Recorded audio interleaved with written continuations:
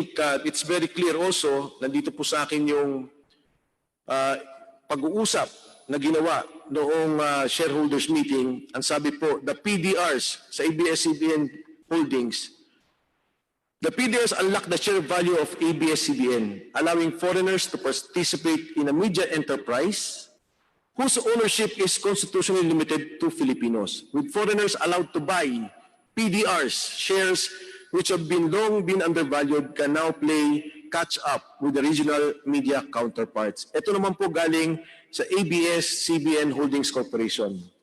So paglilinaw lang po, may Lopez Inc., may ABS-CBN, meron ABS-CBN Holdings, at meron Lopez Holdings.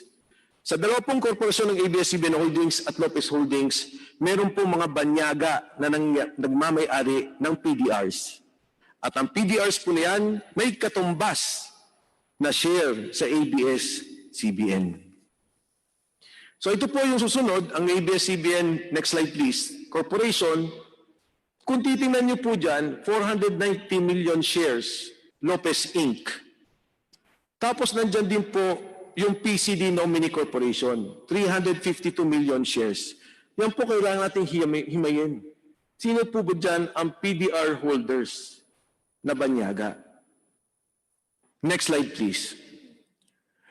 Again, in the Lopez Holdings Corporation, nakalagay po dyan, Lopez Holdings Corporation entered into a memorandum of agreement with Lopez Inc. for the subscription of Philippine depository receipts to be issued by Lopez Inc., which are common shares of ABS-CBN Corporation.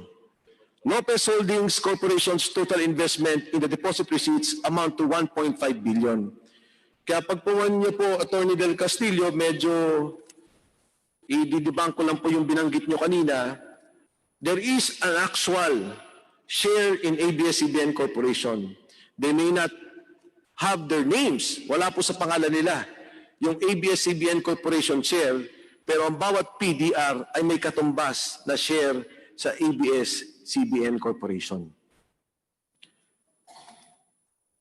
Next slide, please. Yan po ang sample contract. Pinakita ko na po kanina yan, at muli po, papakita ko yan. Ang existing corporation po ng ABS-CBN Broadcasting, 1 PDR, 1 ABS. Kung iahambing ko po yan sa bahay, meron kang bahay, may titulo. Yung titulo mo, sinabi mo, may papel kang hawak. Ako nagmamay-ari ng 30% ng bahay na yan, wala kang pangalan sa titulo. Pero batay sa kontratang yun, hindi mabibenta yung bahay. O kung mabenta man, mapupunta sa iyo ang 30%. Pag ang bahay pinarenta ng 1,000, 300 pupunta sa iyo, bawat kita ng bahay na yan. Yan po, sa aking palagay, is a circumvention of our Constitution on ownership. Sa maraming pagkakataon, yan po ay pwede mo nating sabihin anti-dummy. Na merong banyaga, meron siyang kinabitan na korporasyon na Pilipino, pero ang kita, ang pagmamay-ari sa katotohanan kanya. So ito po yung slide ng ABS-CBN, 1 share, 1 stock. Ito po, katulad na banggit ko, ay violation ng ownership. Isang pagpapaliwanag pa rin ang tax declaration, hindi po siya titulo. Pero yun po ay pagpapakilala ng pagmamay-ari. Kung ito po lang ay paliwanag natin sa ating mga kababayan, ganun po ang kanilang sitwasyon. Ngayon maraming pinag-usapan sa control. Kasi ang sabi po nila, wala namang control dahil wala naman silang boto, wala silang magagawa. At kung sakasakali, ang holdings corporation ang bumoboto. Papasok po ako doon sa kontrata natin, yung Philippine Deposit Receipt Instrument. Next slide please. Thank you. Ang nakalagay po dito, it will not alter, modify, or otherwise change its articles of incorporation or bylaws or take any action as to materially prejudice any rights in relations to the PDRs. Ito po ang tinatawag na negative covenant. Wala kang pwedeng gawin hanggat kapit ko ang PDR. Wala pong pinagkaiba yan ng ECQ. Doon po sa kaso ng Rappler, bago ka lumabas, magpaalam ka sa barangay, kumonsulta ka. Dito, sinasabi na ng barangay, hindi ka pwedeng lumabas. Sa parehong ehemplo, ang kontrol nasa barangay. Sa pagkakataong to, ang may-ari ng PDR may kontrol sa korporasyon. Next slide.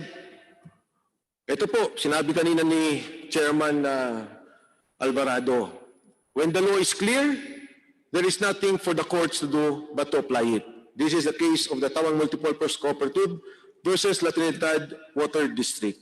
Our constitution is very clear.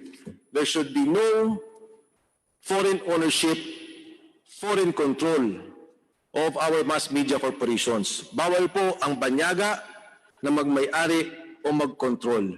At yan po malinaw na malinaw at hindi po natin pwedeng palusutan. Last slide po. What cannot be done directly cannot be done indirectly. If acts that can be legally done directly can be done indirectly, then all laws would be illusory. Pagpaiman niyo ho, kahit isang patak, kahit gabuti lang ng pagmamayari, hindi pwede. Kahit na ano pong layering ng korporasyon, pag may lumabas na isang banyaga at pumasok yan sa ABS-CBN Corporation, hindi ho pinapayagan. Hindi ho pinapayagan ang direktang pagmamayari. At pagpamain niyo, Atty. Del Castillo, ang PDR po ay isang pagpapalusot ng pagmamayari ng banyaga. Maraming salamat, Mr. Chairman. Thank you so much. Thank you for the clarification, Congressman Vice Chairman Mike Defensor. At para po sa kaalaman ng lahat, dahil po ang pinag-uusapan ay PDR, kahit po ABS-CBN lang po ang nag-a-apply ngayon, ay nais po ng committee ito na makita lahat ng mga PDRs ng mga mass media and broadcasting companies na nabigyan na, formerly nabigyan na, or mag-a-apply pa lang dito sa joint committee na ito. Lalong-lalo na po yung mga major broadcasting stations natin. Sana po bago yung susunod na hearing ay makuha natin at mapag-compare natin kung pare-parehas ba ang laman ng kanilang mga PDRs. The committee's secretary is hereby directed to secure copies of all PDRs of all major broadcasting mass media companies in the country that will apply or otherwise applied and given franchise by this committee. Mr. Chair.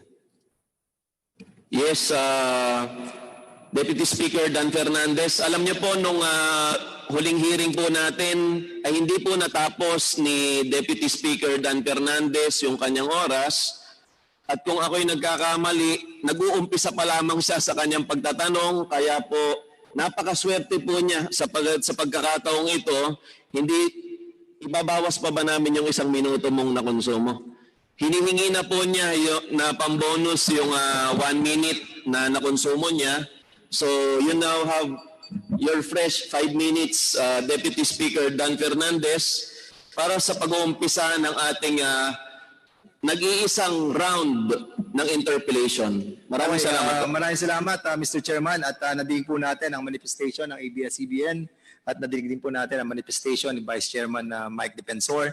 Ang pinagtatalunan po natin dito ay ang paggamit po ng PDR, whether ang PDR po na issue natin sa mga banyaga ay in consonant with the Section 11, Article 16 of the 1987 Constitution that states that the ownership and management of mass media shall be limited to the citizens of the Philippines. And at the same time, ito rin po ay binabanggit sa Section 8 ng Foreign Investment Act of 1991, and the same time, ito po sinasabi nating Presidential Decree number 1018 of Section 2. Siguro po ang una kong katanungan na gusto ko pong malaman ay sa ABS-CBN Corporation, kung magkano na po yung ating capital investment, yung buong total investment ng ABS-CBN, magkano na po?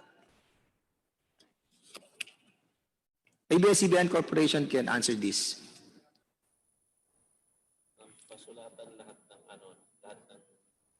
If I man, meron na po ba siyang nasa 100 billion, 85 billion, 90 billion? Magkano po ba?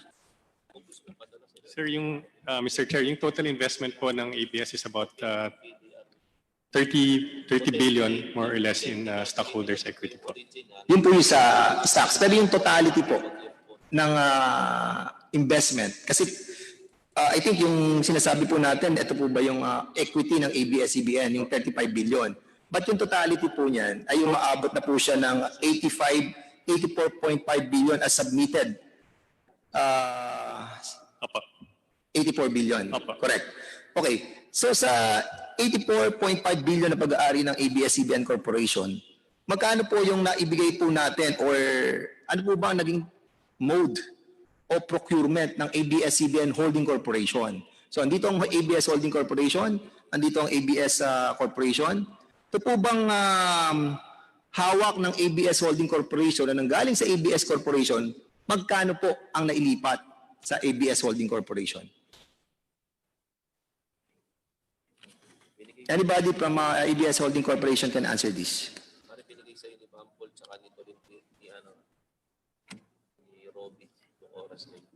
Okay.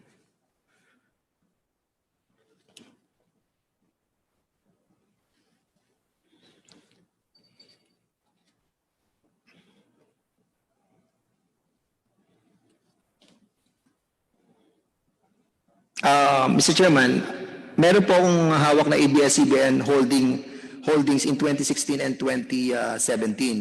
At dito, nababanggit na meron silang ang holding corporation ay may investment sa ABS-CBN Corporation ng 15 billion 102 million 724 and 489,000. 15 billion. Is that right, Mr. Chairman?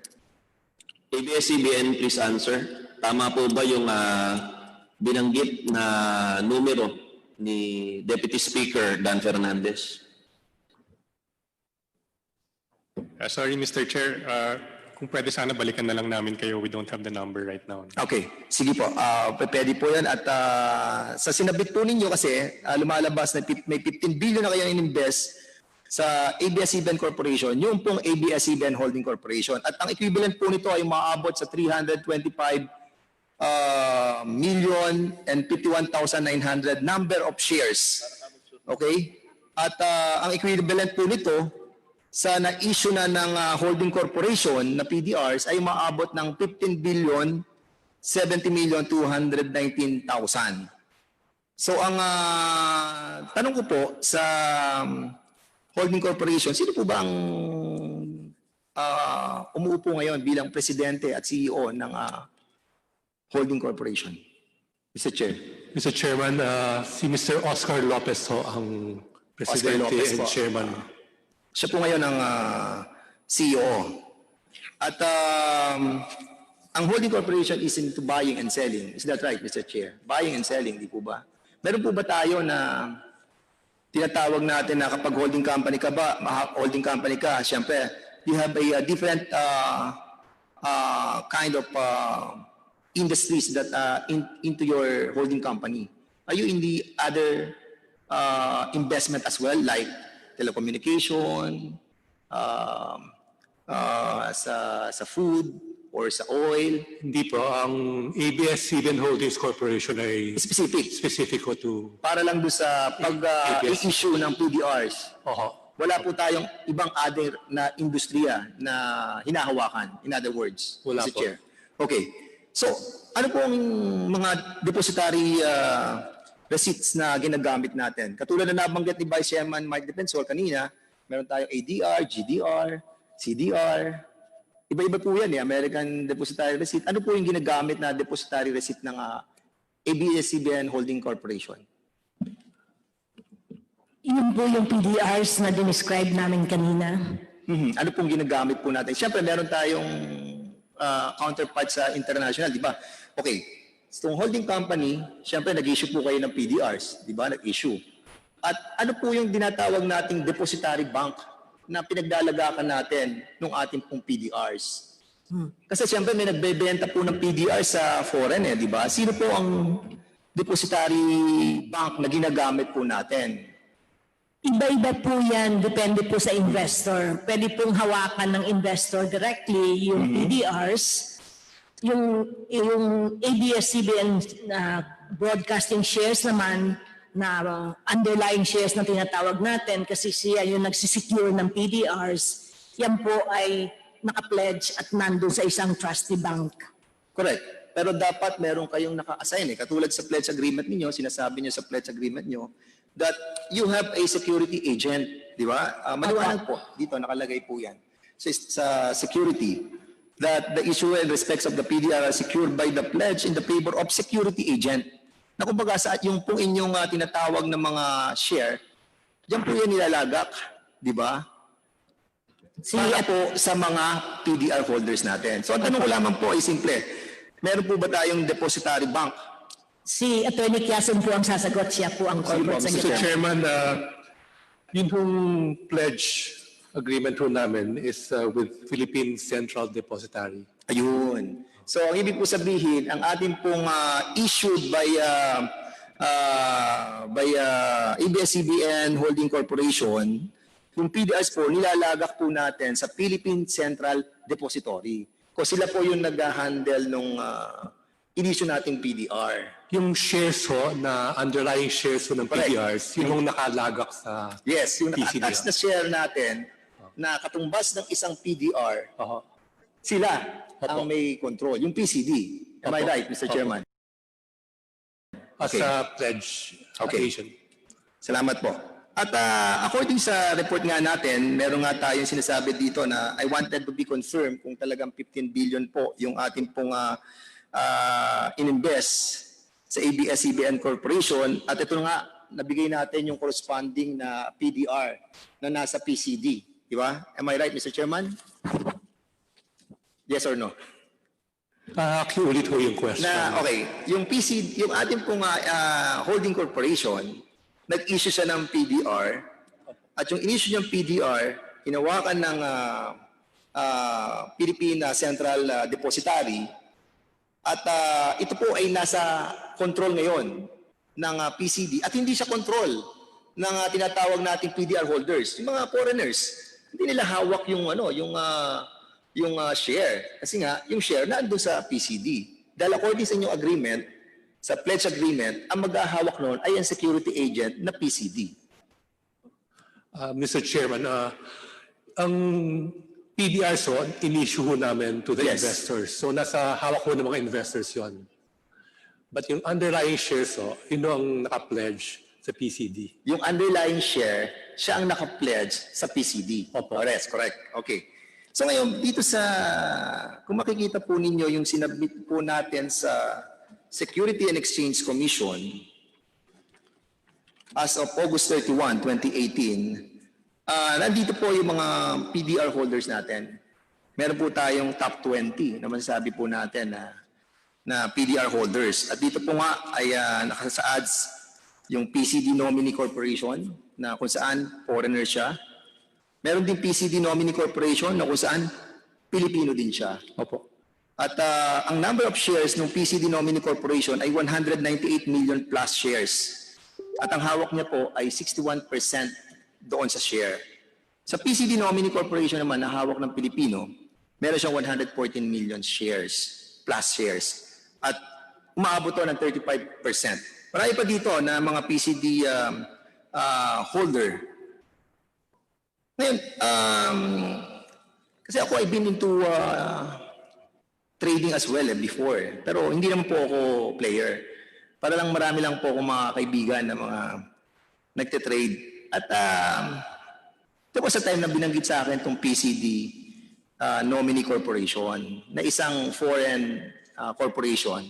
Pero hindi po siya publicly listed as one of the stock corporation. Andito ang SEC, Mr. Chairman. May I be allowed to ask SEC kung ano yung this PCD Nominee Corporation really stands for? Kasi parang pag titingnan mo siya sa Google, hanapin mo yung PCD Nominee Corporation, hindi mo makita yung kanyang financial statement. Hindi mo alam kung sino ang mga board of directors. Hindi mo alam kung sino yung sa articles of incorporation nila. Hindi natin makita kung ano at sino itong PCD Nominee Corporation. Mr. Chairman, can we allow the Commissioner ng SEC to answer this? Nandiyan po ba wala ho pala si Chairman, yung Vice Chairman? SEC, meron pong Mr. Chairman. Hello. Yeah, Commissioner Abatong, can you answer this kung kasi medyo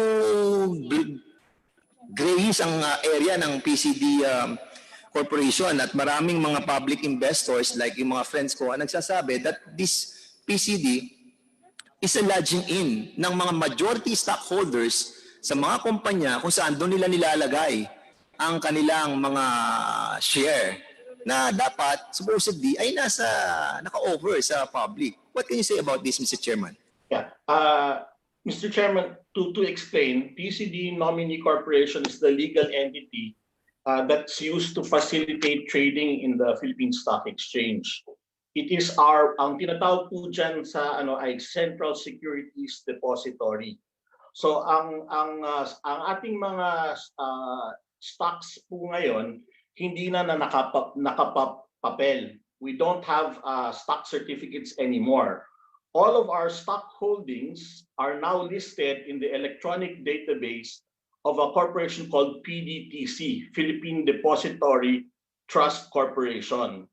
And the PCD Nominee Corporation is the legal entity that has title to all of these securities, so that pag nagbenta po tayo sa stock exchange, kukunin na lang galing sa PCD nominee yung shares of stock that is in our name under our brokerage's name, and then ililipat dun sa bumili.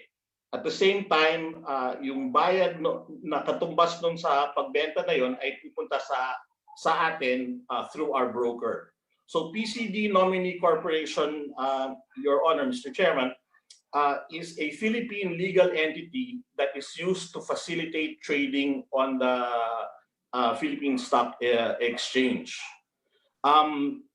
PCD Nominee Corporation, Mr. Chairman, also is used to distinguish kung sino yung foreign investors sa domestic investors. Kaya makikita po natin yung PCD Nominee Foreign, those are the shares of stock held in the name of PCD Nominee Corporation for foreign investors. Tapos yung PCD Nominee domestic or Filipino are those shares of stock owned by Filipinos but held in the name of PCD Nominee Corporation in order to facilitate stock trading.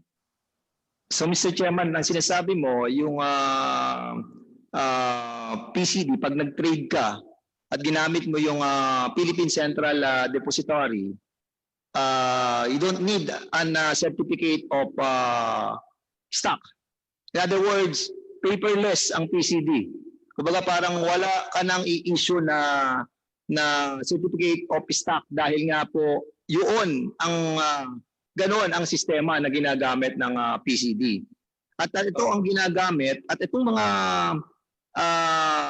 PDR under dito po sa ABS-CBN, isa yung PCD nominee. In other words, Mr. Chairman, medyo ang problema po natin dito, hindi natin sila kilala. Hindi natin alam kung sino itong mga incorporators. Dahil nga po, hindi sila publicly listed, Commissioner. Ang tanong sa isa sa iyo, Mr. Chairman, bakit hindi sila publicly listed? And considering that ABS-CBN and other companies like SM, Digital Telecom, marami ang gumagamit ng PCD Corporation.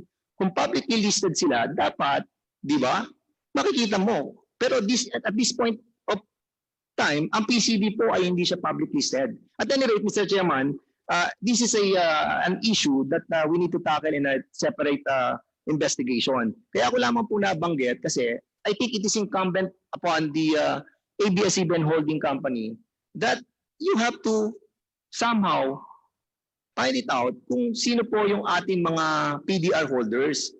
Precisely because under the Section 11 of Article 16 of the 1987 Constitution dictates that dapat truly and completely owned tayo by Filipino citizens. At ngayon, kung makikita po natin na shady ang mga karakter ng ating mga PDR holders, I think it is the responsibility of the holding company. But be that as it may, Mr. Chairman, I want to go on with my next question. Before the Deputy Speaker Fernando continues, just for the information of committee members, the time of Deputy Speaker Puno and Congressman Bambol Tolentino were given to Deputy Speaker Fernandez. Please go Thank you, ahead. Mr. Chairman. Okay, ano po ba ang ABS-CBN Holding Corporation, aside po dito sa nakita natin PCD Nominee Corporation, meron pa ba kayong ibang foreign investors na bumili ng PDR? Aside from PCD nominee, meron po bang ibang foreign investors na nag-issue ng PDR? Honorable Fernandez, yung PCD nominee po yung depository, Philippine Depository, Central Depository, para po yung taguan ng pera. Diyan po nilagak yung PDRs. So ang tanong po ni Congressman Fernandez, doon po sa mabubumili ng PDRs, ilan po ang nakapasok ngayon sa Philippine Central Depository? Mr. Chairman, kasi po, Go ahead. ang securities na traded ngayon sa Philippine Stock Exchange, scriptless na po yan. So wala na pong papel. Kaya huli yung Philippine Central Depository, nandun po yung main security. Correct. So nagtitrade po yan without any script. So at any one time, pwede hong maglipat-lipat yan because they are traded. So itong... Pero, Okay, sige po. sorry. Sige, Mr. Ang Chairman. gusto po ata ni DS Dan mula sa ABS-CBN Holdings at saka sa Lopez Holdings, i-forward ninyo yung PDRs po na pag may-ari ng foreign, at least bought in a foreign market, owned by foreign nationals.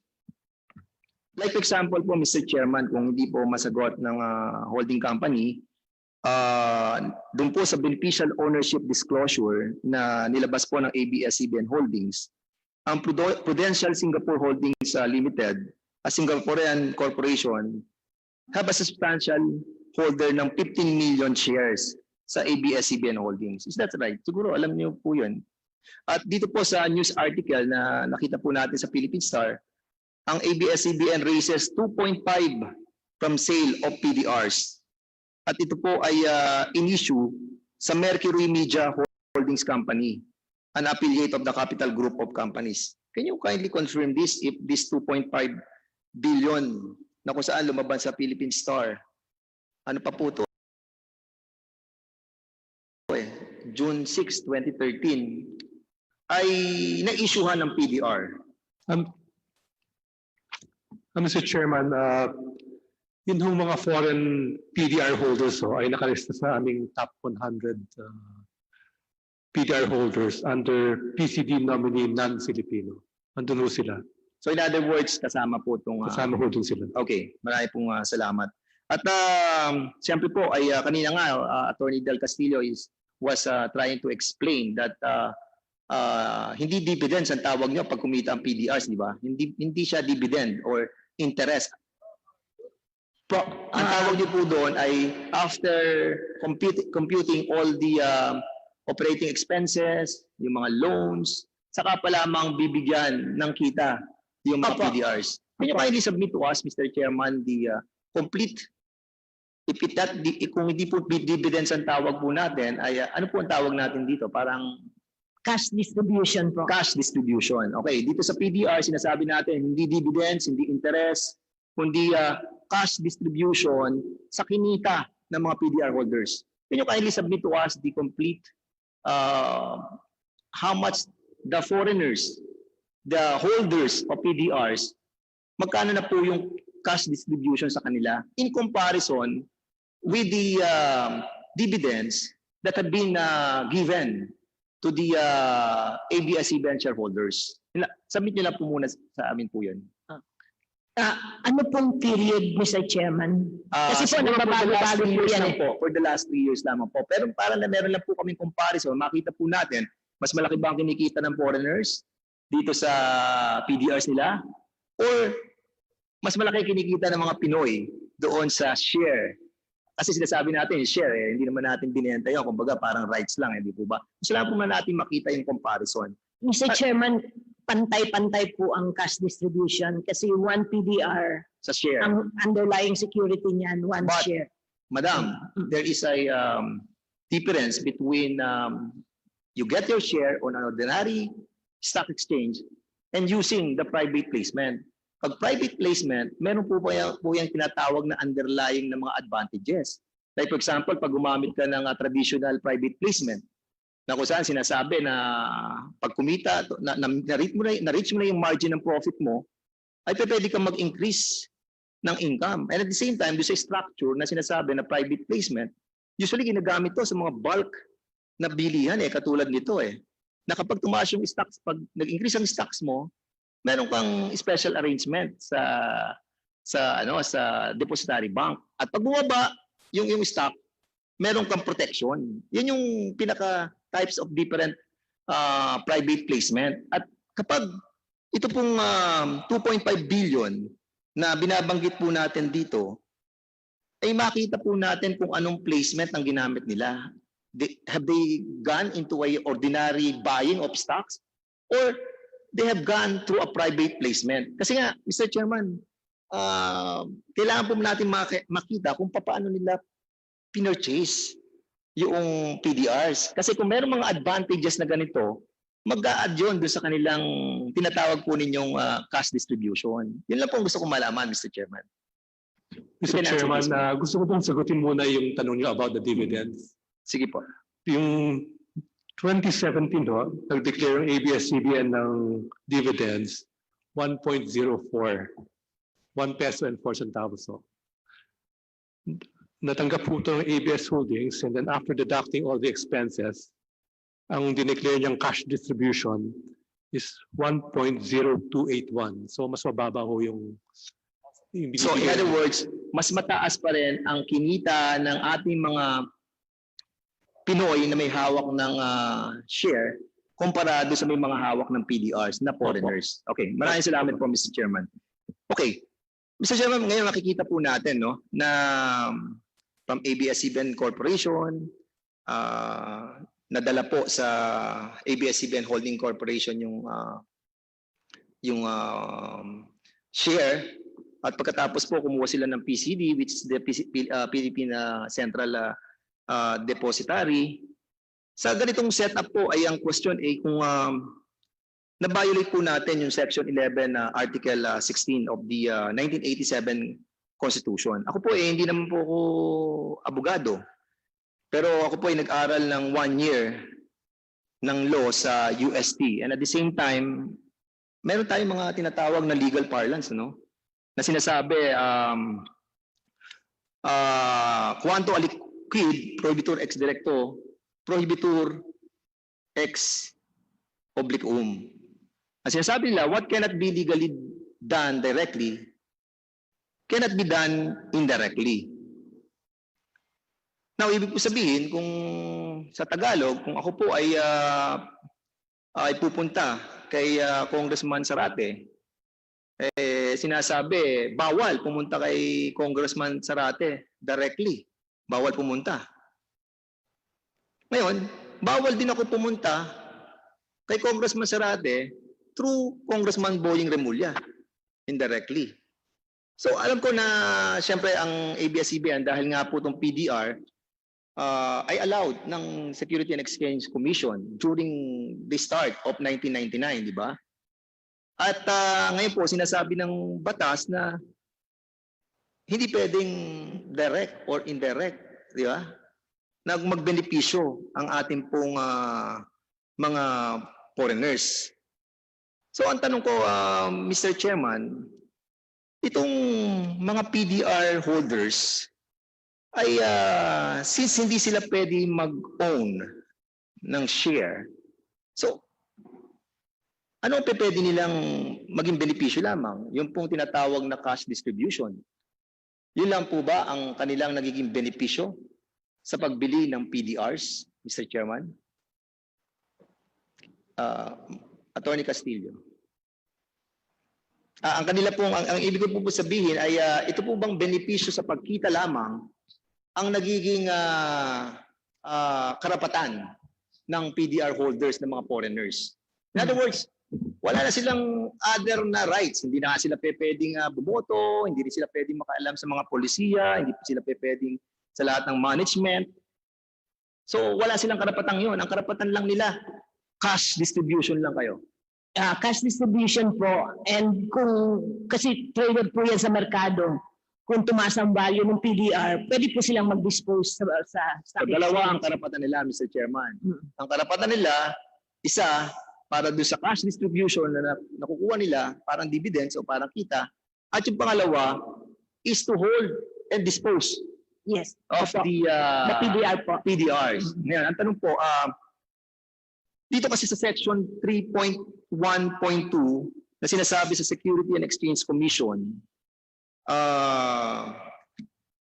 sa tinatawag po nating implementing rules and regulation ng Security Regulation Code, Republic Act 8799, ang beneficial owner daw ay sinasabi nila na any person who directly or indirectly through any contract, arrangement, or understanding has voting share and has investment power. So ikaw, kung beneficial owner ka, may karapatan ka isa sa pagboto and or sa investment return power. Yun yung definition ng beneficial owner na sinasabi po ng ating pong Security and Exchange Commission. Pero kung mapapansin niyo po kanina ay nakita ko rin yung ini-explain kanina ni Vice Chairman Mike Defensor doon po sa receipt na PDR po ninyo na binibigay sa mga PDR holders na foreigners. Kasi dito po makikita nyo, kung mapapansin po ninyo, ito ay sinasabi dito.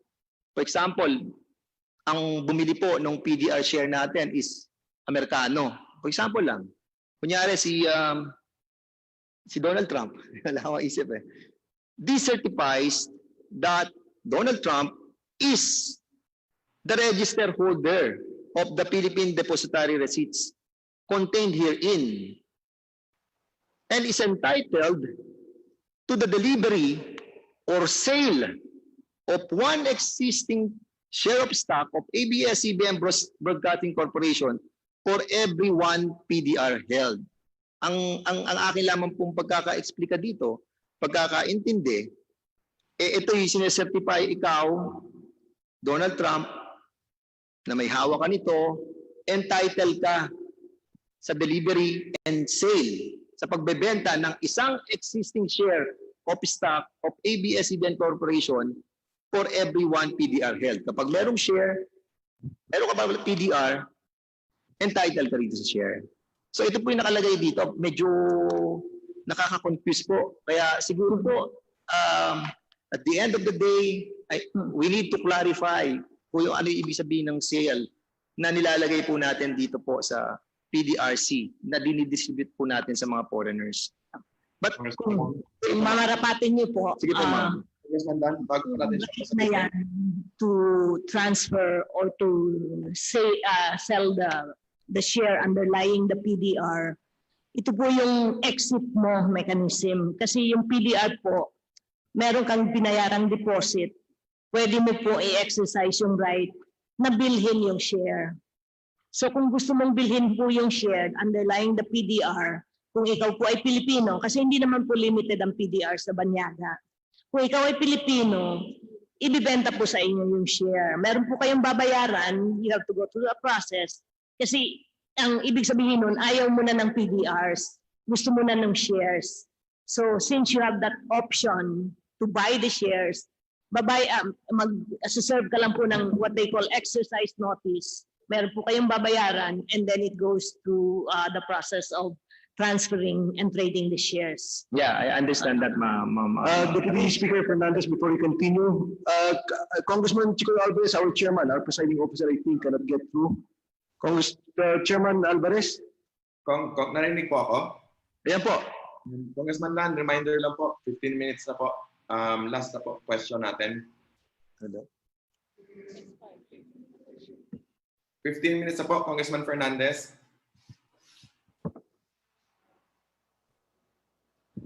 Okay, Mr. Chairman, I will wrap up my line of questioning. Patapos na rin po ako, Mr. Chairman. So,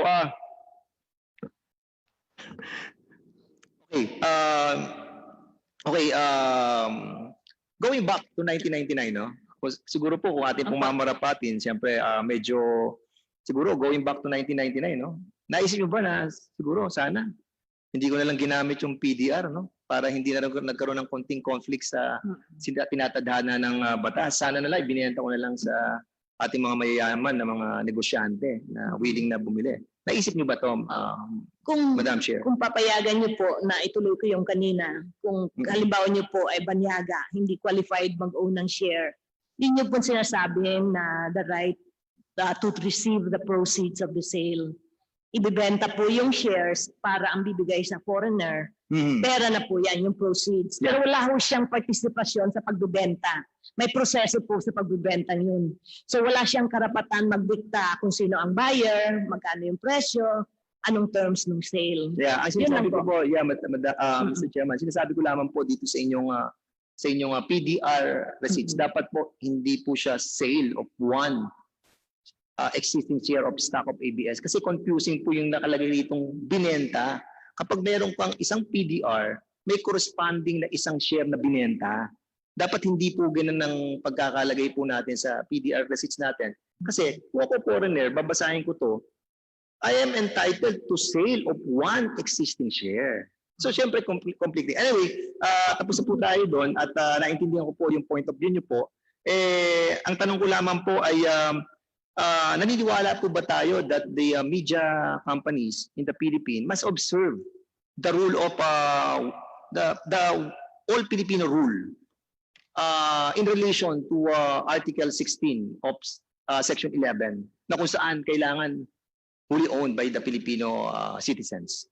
Do you believe on that, Mr. Chairman? Yes or no lang naman po yan? Yes po, naniniwala po kami dyan. Kasi So dapat po kung naniniwala po tayo ay na ito po ay tunay na pag-aari po ng mga Filipino citizens. Naniniwala po tayo na kapag ito pag-aari ng ng mga Pilipino, dapat ito ay walang bahid ng anumang pag-alinlangan. Di po ba? At dapat po kung ito po ay pag-aari ng ABS-CBN, pag tinanong kayo, ABS-CBN, yan po ba ay truly and completely owned by Filipino citizens? Dapat po walang ifs, dapat walang buts, di ba? Oo, pag-aari namin to completely, absolutely, 100%. Pero, meron kaming inisyong PDRs na kung saan na-issue namin sa mga banyaga. So, Mr. Chairman, I think it is incumbent on the part of ABS-CBN and also for that purpose, lahat na ng mass media that they have to be sensitive and dapat maging careful sila sa issue ng PDR or refrain from issuing PDRs because there is a thin line, governing the ownership truly owned by the Filipino citizens and those PDRs that we have issued sa foreigners. But yun na nga, granting, wala namang po siyang ownership, pero yung rights na magkaroon ka ng cash distribution at yung ma-hold mo yung PDRs dahil nga katumbas noon ay isang share, hindi mo siya mabebenta. Hindi siya mabibili ng mga kapwa mo Pilipino. Yung share na yun, naka-hold. Thank you so much, Honorable Hernandez, for that, our Deputy Speaker. Honorable Alvarez, our presiding officer, I think you again coming through Zoom. Congressman, maraming salamat po. Ubus na po yung time natin. Next po, mag-interpolate is si Minority Leader Benny Abante na kung saan ang kasunod niya si Congressman Bordado, ibinigay din yung oras sa kanya. So may 10 minutes po si Minority Leader Benny Abante. Mr. Chairman, maraming po salamat at pasensya na po. I request na sana po ay sa susunod na second round, kung meron pa, ay mapasama po tayo. Maraming salamat po and thank you so much. Noted pa, Congressman Fernandez. Congressman Minority Leader Benny Abante, you are recognized. Salamat po, Mr. Chair. Tama po yung sinabi ni Vice Chair Mike Defensor at kinakampihan ko po siya na wala po ditong pro and anti. Ang nais nating makita rito ay yung totoo. Ano po? Totoo lamang.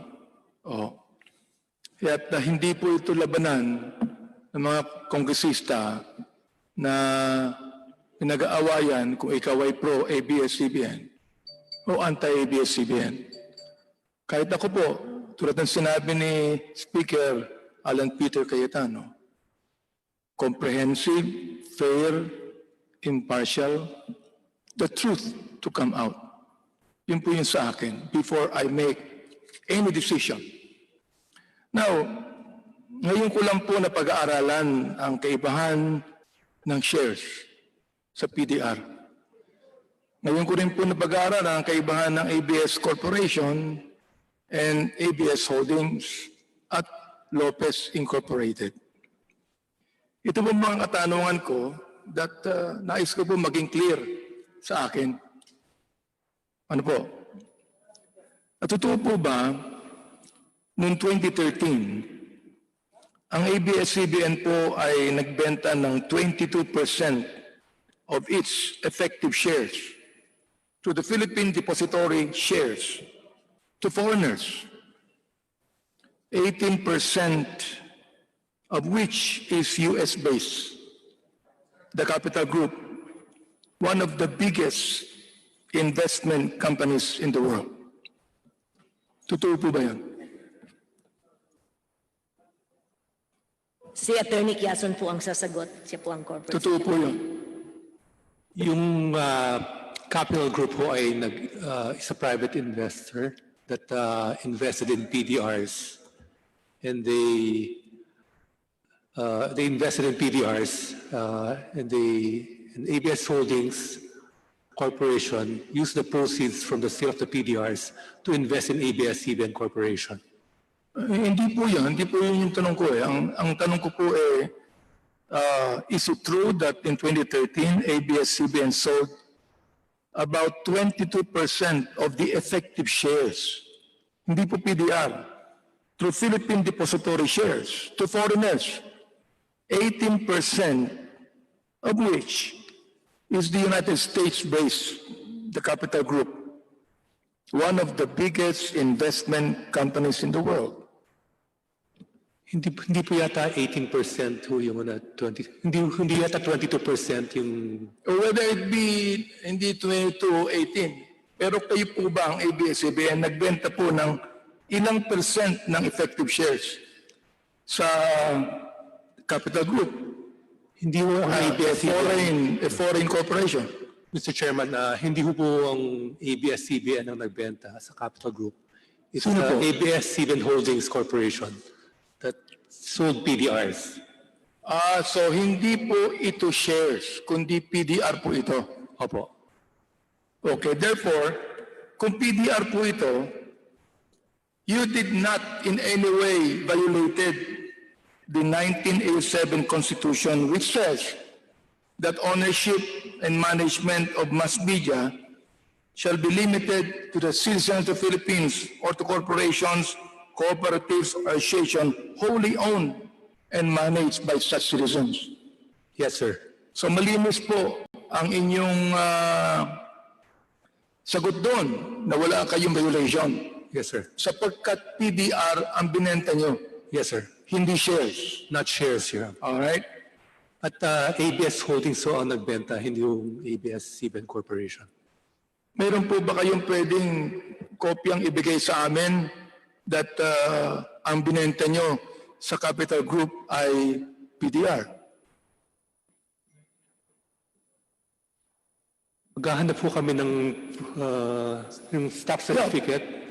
Importante po yan para makita po natin. There's no question that you did not actually sell shares, but you sold PDRs. Hahanapin ho namin yung Yeah, PDR certificate na kung initial. inyong may sasubmit po sa committee, mas maganda po yun so that meron kayong ebidensya to show that you did not, the ABS-CBN Corporation did not sell shares. But it is the ABS-CBN Holdings na nagbenta ng PDR. Pwede mo ba yun? Opo, we'll Okay. submit that. Okay. How about the Lopez Incorporated? Did Lopez Incorporated get paid when it transferred to ABS-CBN Holdings 132 million ABS-CBN shares before the closing of the PDR's offering? Totoo po ba yan? Nabayaran po ang Lopez Inc. nung... Ano po yan? Ano po yan? Nabayaran po ang Lopez Inc. Nung tinransfer niya ho yung shares to ABS Holdings Corporation. So, ano pong ibig sabihin ng nabayaran nung kayo po ay nag-transfer sa ABS-CBN Holdings ng 132 million ABS-CBN shares? Noong 1999 ho, yung Lopez Inc. ho, may mga siya ho may hawak ho ng most of the ABS-CBN Corporation shares. So yung ibang shares ho niya, nilipat ho niya sa ABS Holdings Corporation. Utang muna ho yun ng ABS Holdings Corporation. Then when ABS Holdings Corporation offered the PDRs to the public, yung proceeds ho noon, pinambayad ho ng ABS Holdings Corporation sa Lopez Inc. for those shares that were transferred. Okay. Ito po bang 132 million PDRs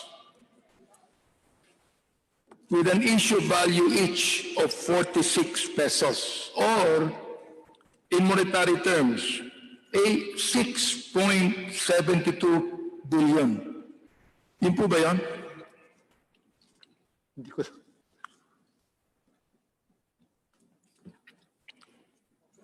Hindi ko lang alam yun.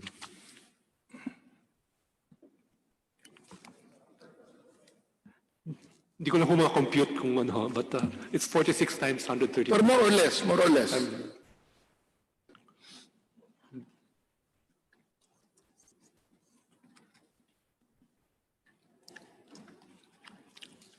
times. Siguro, na lang po, if you're able to compute it. Pero, Calculator na lang. ito po yung pangatlong question na gusto kong itanong sana. Did ABS-CBN pay taxes when the 132 million ABS-CBN shares were transferred from Lopez Inc. to ABS-CBN Holdings, free from income taxation? Ang Lopez Inc. ho ang nagbayad ng taxes, ho? Ang Lopez Inc. Ang nagbayad ho ng taxes. Since the shares are, the underlying shares, ABS-CBN Corporation shares are listed and traded in the stock exchange. Nagbayad ho siya ng stock transaction tax nung nilipat ho niya sa ABS Holdings Corporation.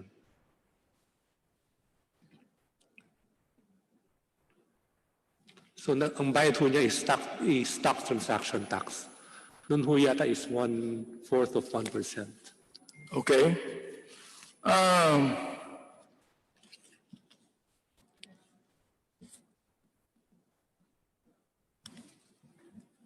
Can Lopez Incorporated or ABS-CBN Holdings or both, so yung dalawa, trigger on their sole discretion the sale of any of those 13 million ABS-CBN shares without any holder of a PDR exercising the option attached to a PDR? Hindi po, kasi po naka-pledge po yung mga shares. So hindi po pwedeng ibenta. Naka-ano po? Naka-pledge po. Naka-pledge. Yung po security ng PDR holders. Okay. Maganda po yung napakalinaw para po makita po natin lahat ng mga bagay na ito. Ano po? And we're not biased to anything else, but we'd like to be objective in everything that we're doing here. Di po ba? Okay. Now, nung pong PDRs ay naibenta, who was the government agency that authorized the investment instrument? Registered po siya under the Securities Regulation Code at ang agency po ng gobyerno ay Securities and Exchange Commission. Okay, so therefore, the authorized agency is the Securities and Exchange Commission. Opo. Opo. And sa SEC po, wala silang nakita anumang violation ng ABS-CBN nito. Wala po. Sapagkat inalaw kayo di ba? Kasi inaprubahan po nila. At any point, pagkatapos ng sale ng mga PDRs, did any government agency question the validity of these PDRs or withdrew their authorization? Wala po, kasi the registration continues to be in effect. Pati po yung listing. So, ibig sabihin po niyan that wala silang nakitang anuman na violation na ginawa ninyo. And you did it in good faith. Opo, wala po. And in good faith po, kami po ay sumusunod sa lahat ng kanilang patakaran. So, Because if it's not in po good kami. faith, hindi po pwedeng payagan ng Securities and Exchange Commission. Ano po? Opo. So, ngayon lang po, it is only now that this is being questioned or subject of inquiry. Totoo po yan. Okay. Now, alam nyo, hindi lang po ito para sa ABS-CBN. Alright. Ginamit lang po siguro kayo para lahat po ng mga corporation and mass media corporation should realize ang mga bagay na ito. Ano po? Oo. Now, if in the course of these congressional hearings, it is proven that these PDR's investment instruments violated the constitutional restrictions on foreign ownership of media or Congress, requires you to buy back the shares. Are you willing to do it? Kung kami po ay orderin ng korte, susunod naman po kami. So, Kung order ng korte. Kasi Pero po- you would not initiate, you would not do it yourself. If this committee has proven, naniniwala ba kayo that the committee will not prove this at all? Yeah. Now, Mr. Chair, with regards to the PDR, our sentiment po is that we acted in good faith by going to the SEC to secure approval before offering it to the public. And at the time, the SEC agreed that the instrument was legal. Pero po, if the SEC or a court of law or even Congress wishes to disqualify the use of PDRs equally across the entire media industry, then ABS will be willing to modify, alter, or comply with the order if so directed. Only by orders of the court. The court, the SEC, or Congress. Okay. Let me try to go to another formal questions here. Did ABS-CBN secure prior approval from the NTC before it launched and sold its TV Plus gadgets? Mr. Chair, the TV Plus is in compliance with the directive of the NTC to migrate broadcasting po to digital. Hindi ko po masyadong narinig, please. Yes, sir. I'm sorry.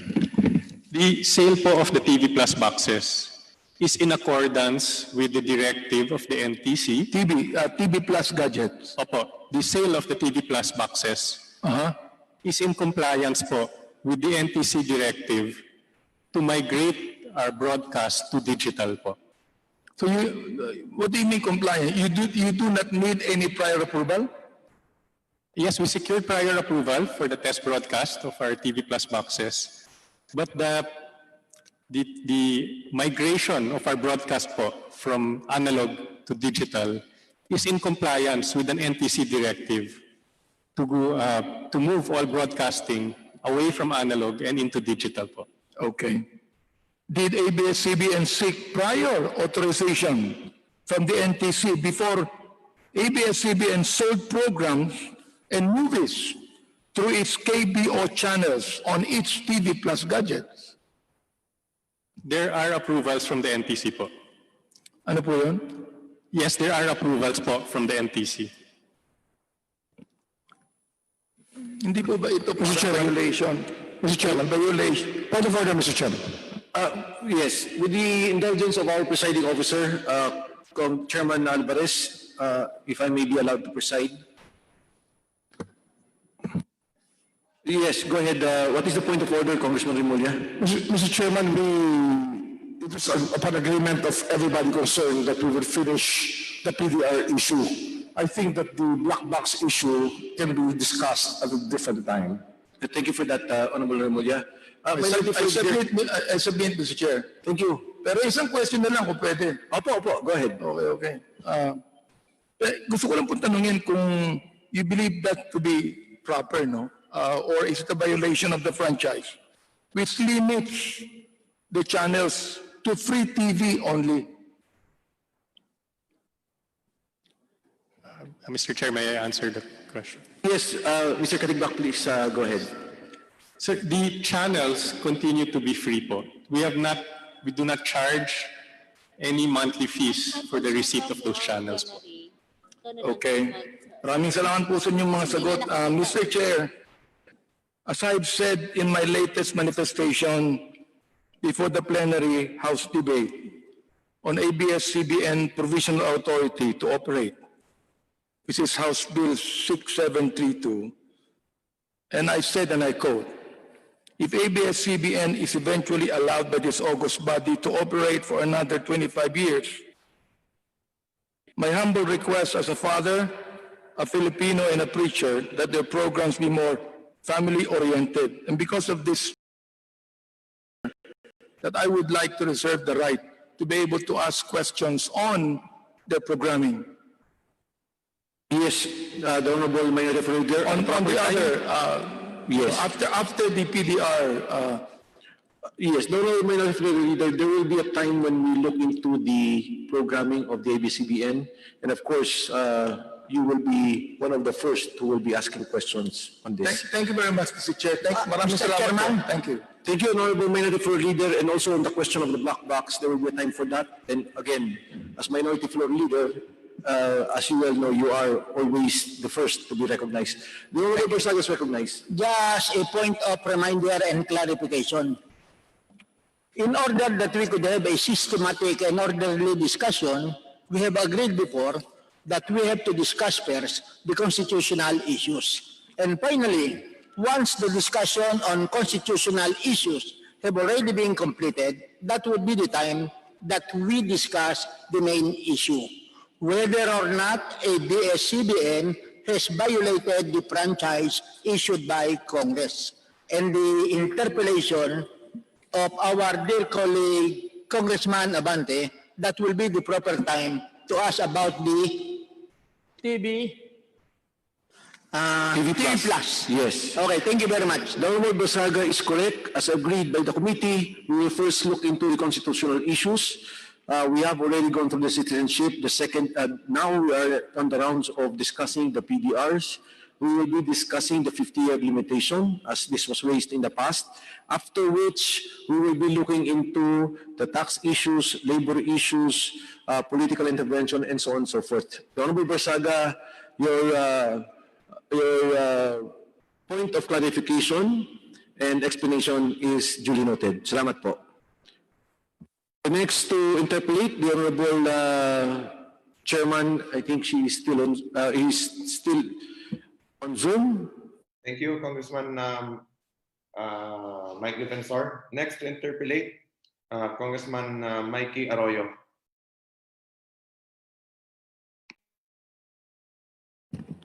Thank you, Mr. Chairman. Mr. Chairman, may I request that the President of ABS-CBN, my esteemed batchmate, answer my questions. It's just a matter of, these are policy questions and factual questions. But of course, when the questions touch on legality, of course, I'm sure you can ask your lawyers. Much have been discussed about the holdings and the corporate structure of ABS-CBN. So I will not touch on those things. So we won't be repetitious. I just want to retouch on the PDRs because I'm really confused about the financial benefits of the PDR holder, if that's okay with you. I know it has been asked several times, but I'm still not clarified about this issue. So for example, Carlo, if how did you convince the buyer, or how are the buyers, the investors convinced to purchase these PDRs? I'm sure you promised them a certain rate of return. I'm sure you said that it will be a good investment for you. Because apparently they cannot vote anyway. So what was the pitch you gave them? Mr. Chair, I will answer to the best of my knowledge. I was not present during the Okay, original issuance. it's just a factual question, just a policy question. To an investor po, the value of the PDR is attached to the value of the underlying share. And so an investor in the PDR benefits if the value of the underlying share or if the performance of the company is successful, but he also takes a loss if the underlying share devalues or if the performance of the company is poor. Okay, because I believe sorry, you are still talking, I'm sorry. Hindi po. So a PDR holder makes an investment presumably with the goal of generating a capital gain on the sale of his PDR, which will happen if the performance of the underlying share is good. Okay, Because I believe you gave a share of, was it 45.90, or was it close to 46 pesos, right, per share? Yes po. Okay. So I'm sure you said that, look, it's going to be a good investment, though you cannot vote, correct? That's right. I'm sure you were very transparent in your dealings with the public. So, of course, if I was the prospective PDR buyer, I would have questions I would want to ask. For example, I will ask you, so ABS-CBN, in totality, how much are the PDRs? How much worth will the PDRs be in totality? I don't know, for the record, how much are those worth, everything, the PDRs? At 123 million plus shares plus times 46, right? Something like that. Sorry, I don't have the exact number. Anyway, are you aware if there were bulk buyers? Yes. There were bulk buyers for sure, right? Yes, Mr. Chair. What was the biggest bulk buyer, to your knowledge? How much was the biggest bulk buyer? We don't have. Please take your time.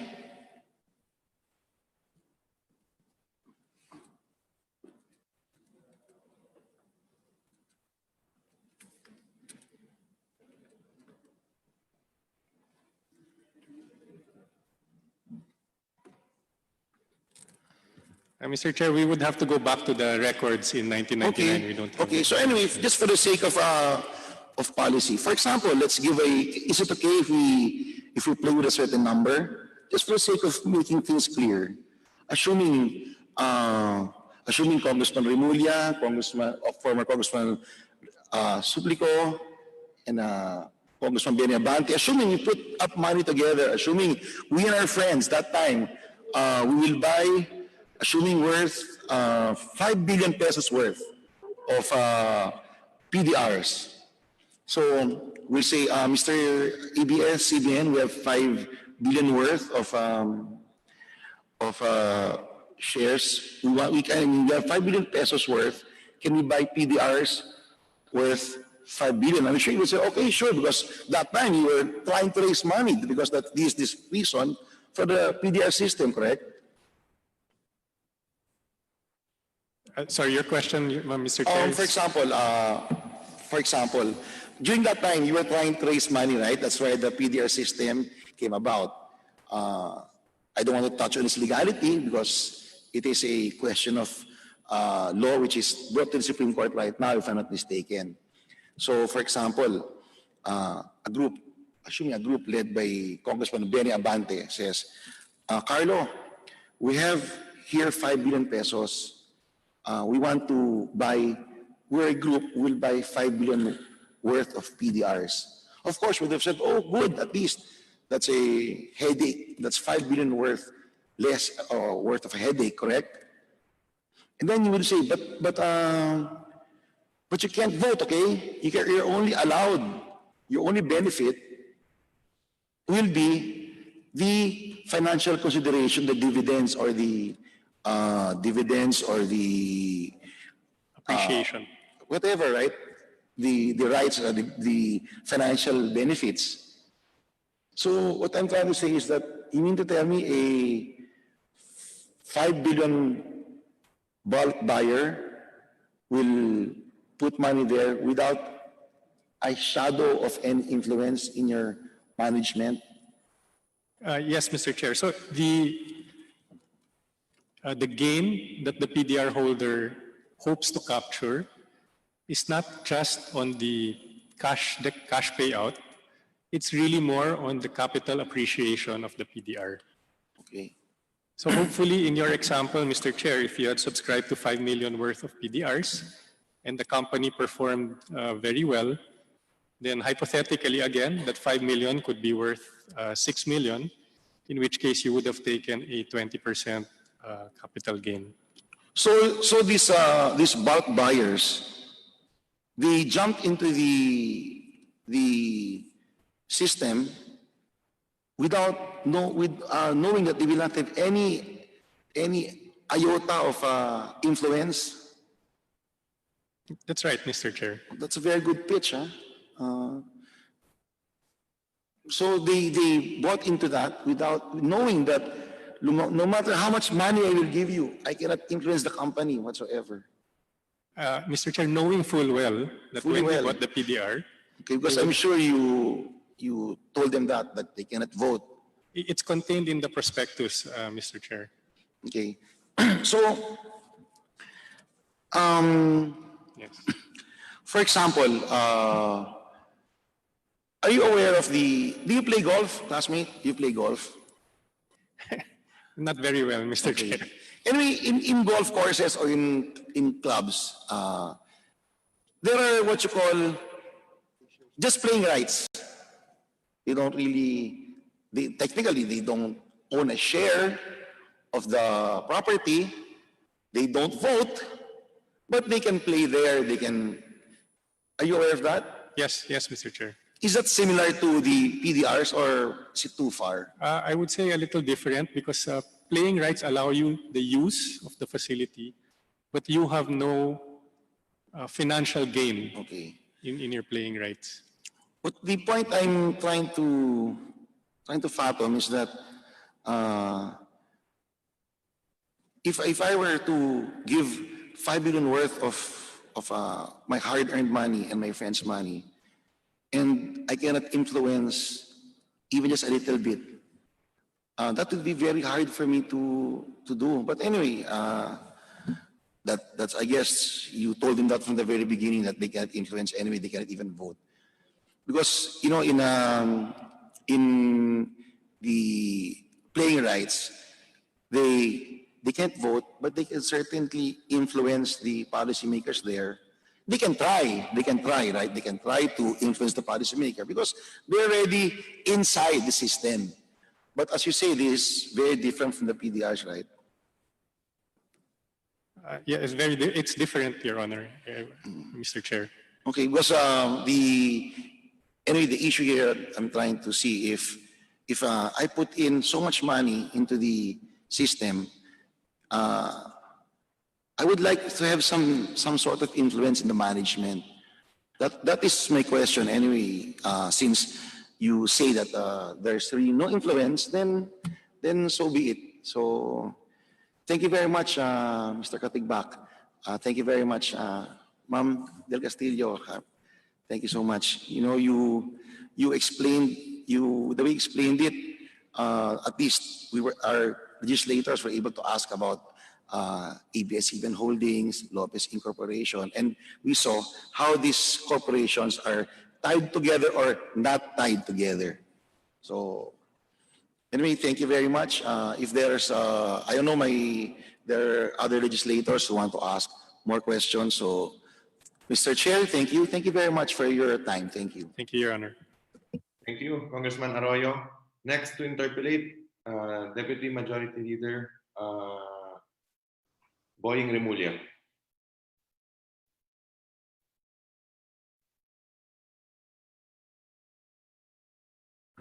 Thank you, Mr. Chairman. Meron po tayong ABS-CBN Corporation at meron po tayong PDRs na may mahawak po ng PDRs. Sa pagitan po nila ay meron pong ABS-CBN Holdings Corporation. Tama ba po yan?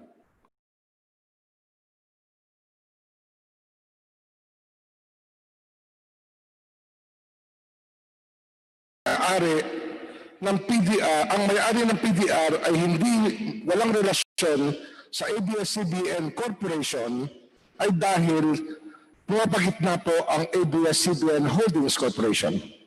Yeah, wala po silang direct link to Walang ABS-CBN. direct link, pero indirectly meron po. Wala din po. Kasi contractual po ang PDR. Sige ho, ito na lang. Ano po, meron ba hong cross-ownership ang ABS-CBN Corporation at ABS-CBN Holdings Corporation? Shareholder po ng ABS-CBN Broadcasting ang ABS-CBN Holdings Corporation.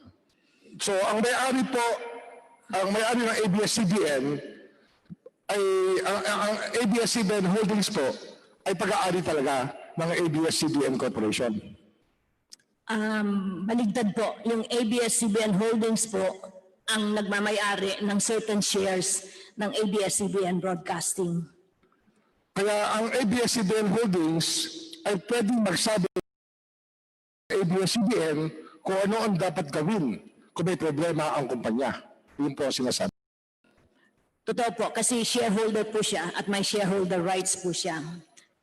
Ang tawag po dito sa batas, layering. Ito ba ay maling term o tamang term? Layering o maling term ang layering? Layering. Hindi po siya layering kasi po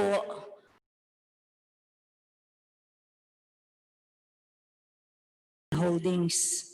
Sila lang po ay bumili. Namamagitan. May namamagitan. Sa gitna nila, meron pong nakabalandra na hindi pwede mag-usap diretso ang PDR at ang ABS-CBN Corporation. Tama ho yan? Opo. Ngayon, ang bawat PDR meron pong share. Ito'y tinanong kanina, lilinawin ko lang po. No? Sa bawat PDR, merong isang share of stock ang ABS-CBN Corporation. Tama ba ho yan? Opo. Yun po ang security ng PDR holders. Kanina, binanggit mo sa amin ang notion, ang ideya ng full beneficial ownership na naroon sa ating Securities Regulation Code sa ating batas. Yung full beneficial ownership, ang sinasabi, hindi ka lang bumoboto, ikaw rin ang nagmamayari ng, ikaw sa inyo rin pupunta lahat ng kita, dividendo, at pwede mong ibenta yung share of stock anytime. Tama ba ho yan? Yung dividendo po, hindi yung dividendo. Ang tinatanong ko ho, yung pag-aari po ng isang tao ng share of stock, full beneficial ownership, ang ibig sabihin nun, pwede niyang ibenta at pwede siyang kumuha ng kita. Tama ba ho yan? Opo. Ngayon, ang may-ari po ng PDR, sa likod po ng bawat PDR isang share of stock. Yun po ang... Nasa pangalan po ang share of stock ng Lopez Holding, ng ABS-CBN Holdings. ABS-CBN Holdings. Siya po ang owner of record ng share of stock. Opo. Ngayon, pwede ba kung ibenta ng ABS-CBN Holdings yung share of stock na nakalakip sa PDR? Hindi po kasi po naka-pledge po siya. Pwede lang po siya ibenta pag inutos na may-ari ng PDR at siya ay Pilipino man o dayuhan, gusto nilang perahin, pwede nilang utusan ang holdings, ang issuer, na ibenta ang shares of stock. Tama mo yun? Opo, one of his rights po is to cause the sale. So pag ganun po, ang ibig sabihin, nawala na po ang poder ng ABS-CBN Holdings sa kanyang share of stock kasi nakasangla doon ang pwede na mag-utos ng PDR holder na ibenta ang share of stock. Ganun na din po ang nangyayari. Ayun lalabas, no? Oho. Ngayon, kapag ang kita may dividendo, ang retained earnings, dineclare po ang dividendo ng ABS-CBN Corporation. Saan po pupunta ang dividendo? Sa ABS-CBN Holdings po.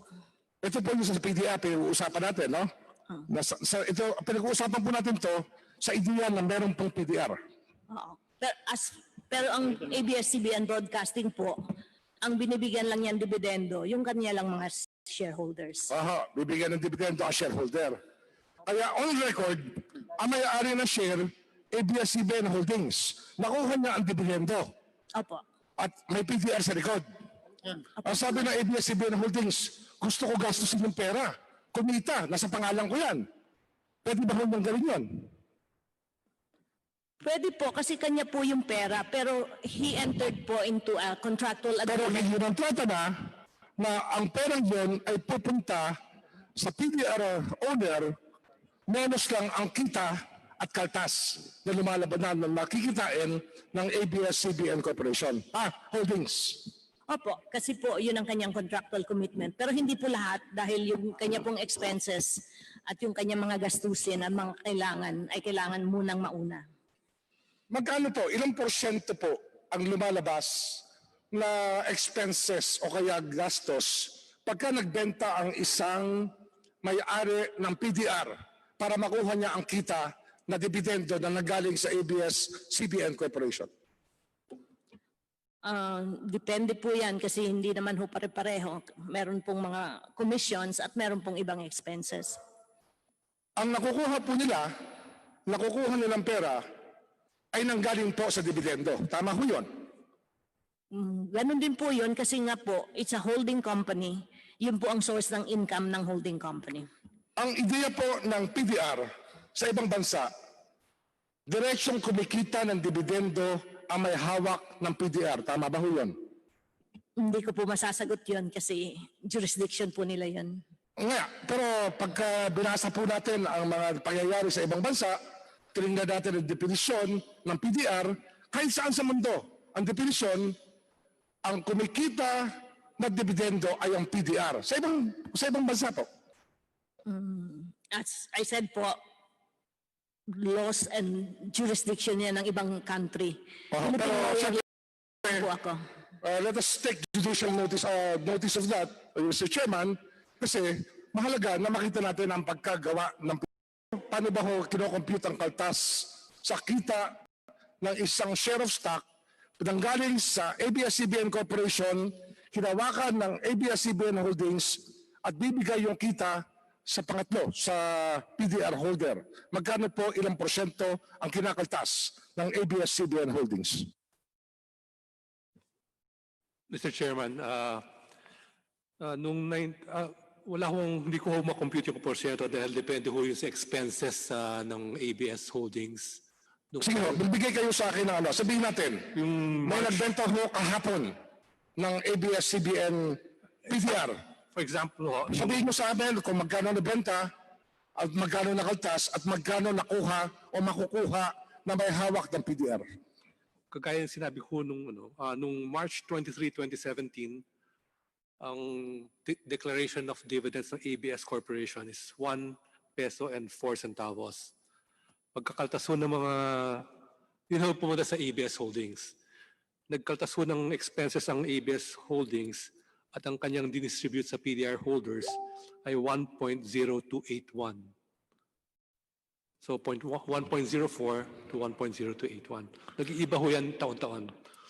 Nung March... So 0.12 ang nawala. Mga 1.12 centavos. 0.12 centavos. Bale, 10% po ang nababawas kung susumahin po natin. Just,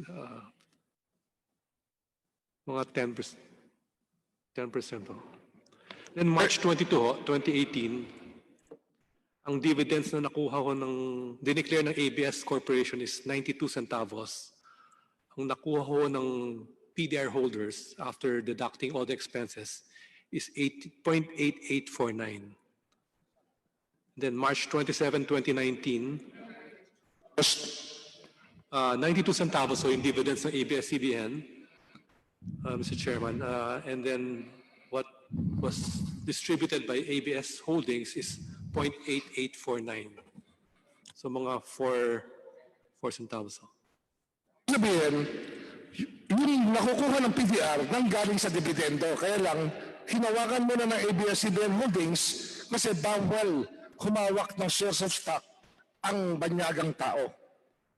Hinawakan ho ng Mr. Chairman, hinawakan ho ng ABS Holdings dahil siya ho yung stockholder ng ABS-CBN Corporation. Kasi hindi na pwede ilipat, di ba? Hindi pwede ilipat.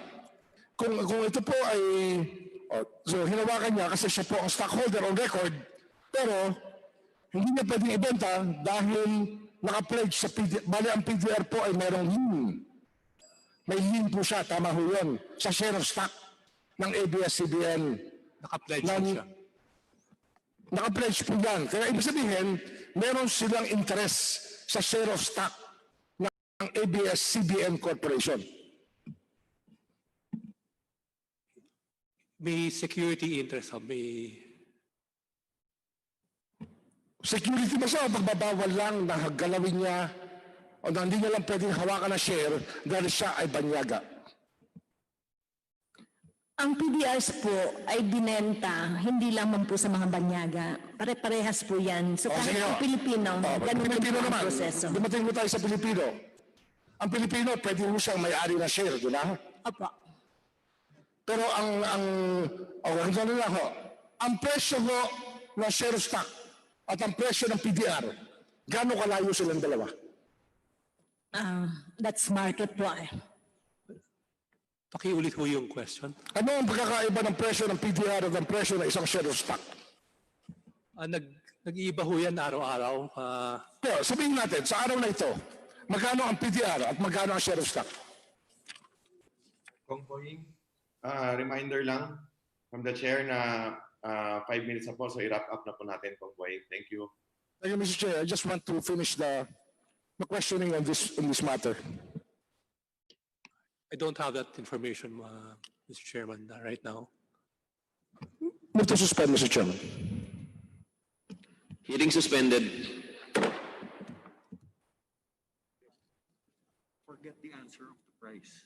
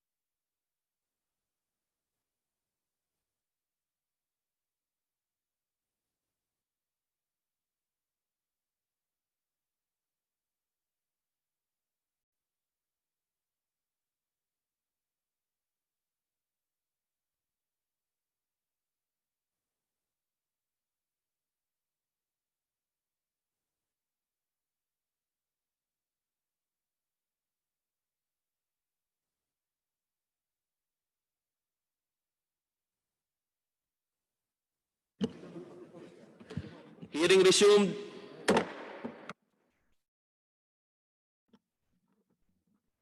So ngayong araw po, 15 pesos at 66 sentimo ang isang ABS-CBN share at 15 pesos ang isang PDR. Ang pagkakaiba lang mo nila, kaltas. Hindi, Mr. Chairman, hindi ho yata kaltas ang pagkakaiba dahil it's a market price. It means that market forces ho nagdedetermine ng price. Pero hindi mo nagkakalayo ang presyo. Hindi po nagkakalayo. Sapagkat isa lang ang pinanggagalingan nila. Tama ho yan. Dahil ho, yung isa ho is a derivative of the share. And the value of a derivative depends on the performance of the underlying Ibig share. sabihin, financial derivative lang ang PDR na isang share of stock. Yes, sir. Yes, sir. Kaya ang ibig sabihin, pag financial derivative, ang PDR ay isang share of stock, halos ikaw ang may-ari, kaya lang hindi ka nakarehistro. Hindi po ganun ang konsepto nun kasi hindi po siya nagmamay-ari ng shares. It's a financial instrument po. Malinaw na po yun. Kasi kaya nagsinimulan ko po ang aking tanong sa layering. Layering po. Kasi alam naman natin, tayo mga abogado rin po ako eh. Naintindihan ko po yung ginagawa ng mga abogado eh. Tinanong ko kayo ng inyong kliyente, paano ba kami makakapagbenta nito sa open market? At ang sabi naman natin sa kliyente natin, ito ang paraan. Kaya lang, siyempre may risk yan. Yan lang po, Mr. Chairman. Salamat po. Thank you, Congressman Limurla. Thank you, Kong Boying. Ang next mag-interpellate ay si Congressman Edsel Lagman. At para sa informasyon ng ating mga members, binigay po ni Congressman Kit Belmonte at Congressman Paduano ang kanilang oras para kay Congressman Lagman. Congressman Lagman, you have a total of 15 minutes. You may have the floor now. Wait lang. Okay. Hello. Pwede na po. Thank you, Joint Chairman, and thank you to Congressman Kit Belmonte and Congressman Duano for giving to me the respective times. These questions may be answered by any of the resource persons of ABS-CBN Corporation and ABS-CBN Holdings Corporation. Can I proceed, Mr. Chairman?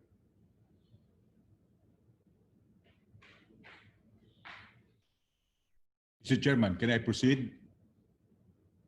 Yes, Congressman Lagman, you have the floor. The issuance of a depository receipt known as American Depository Receipts has been a corporate practice in the United States since the 1920s or a century ago. Do you confirm this? This can be answered by any of the resource persons of ABS-CBN Corporation or ABS-CBN Holdings Corporation.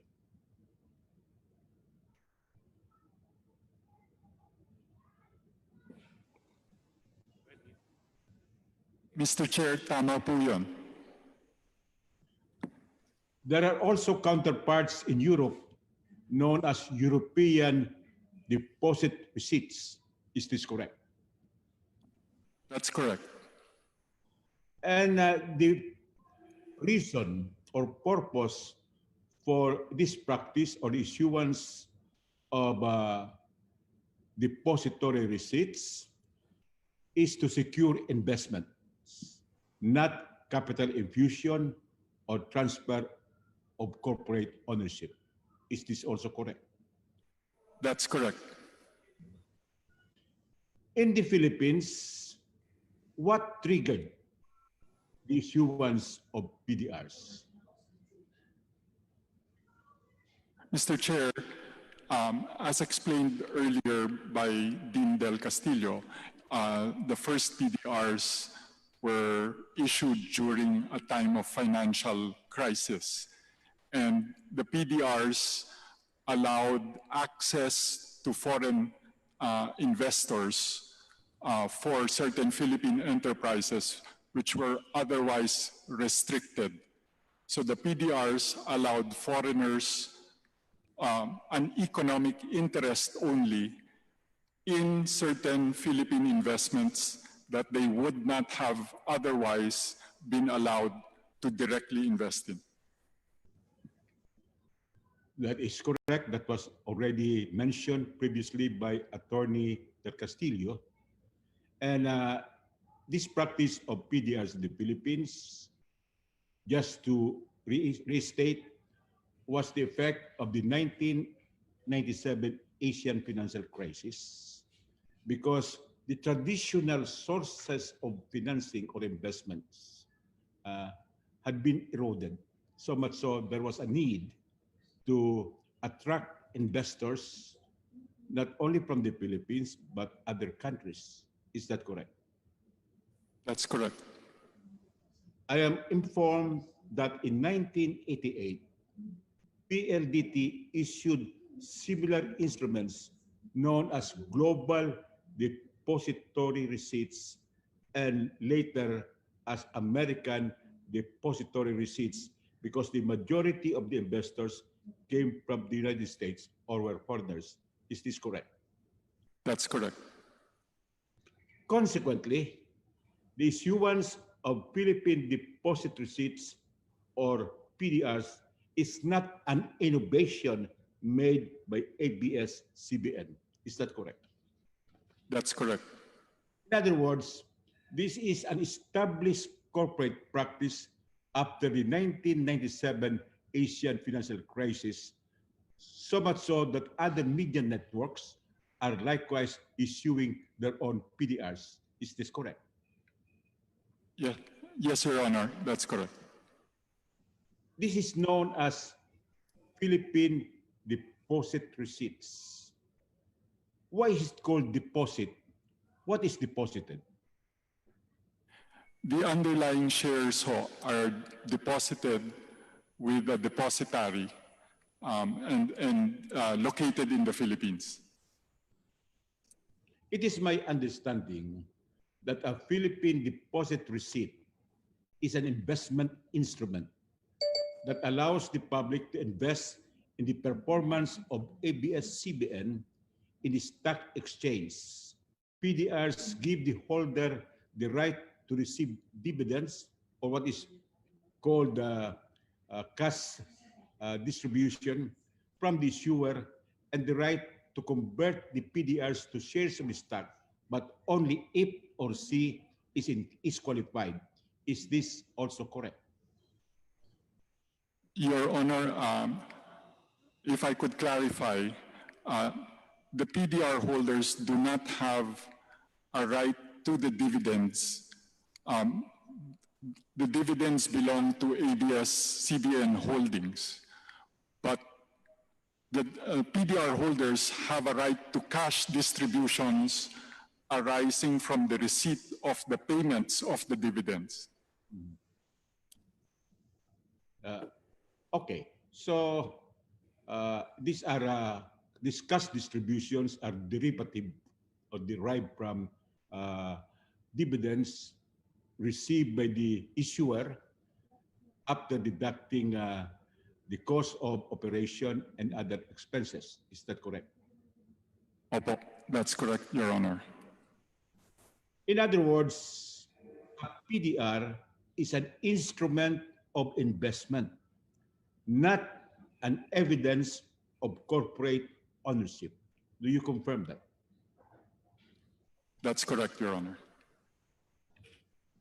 And in fact, Your Honor, that's specifically written in the PSA rules that they are not evidence of ownership. I will go to that. We will have to cite the necessary documents.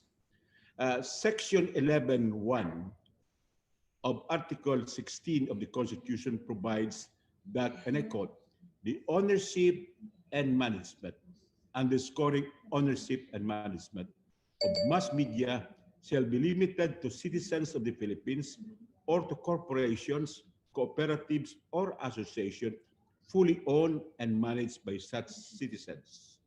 Under this provision, the 100% Filipino requirement refers to 1, ownership, and 2, management of mass media. Is this correct? That's correct, Your Honor. PDRs are not invested with or entitled of voting rights and full beneficial ownership. Is that correct? That's correct. They are only entitled to cash distributions and the proceeds of the sale. All other rights of a stockholder belong to the PDR issuer. Consequently, PDR holders are not owners of ABS-CBN, and they do not participate in the management of ABS-CBN. Is that correct? That's exactly correct, Your Honor.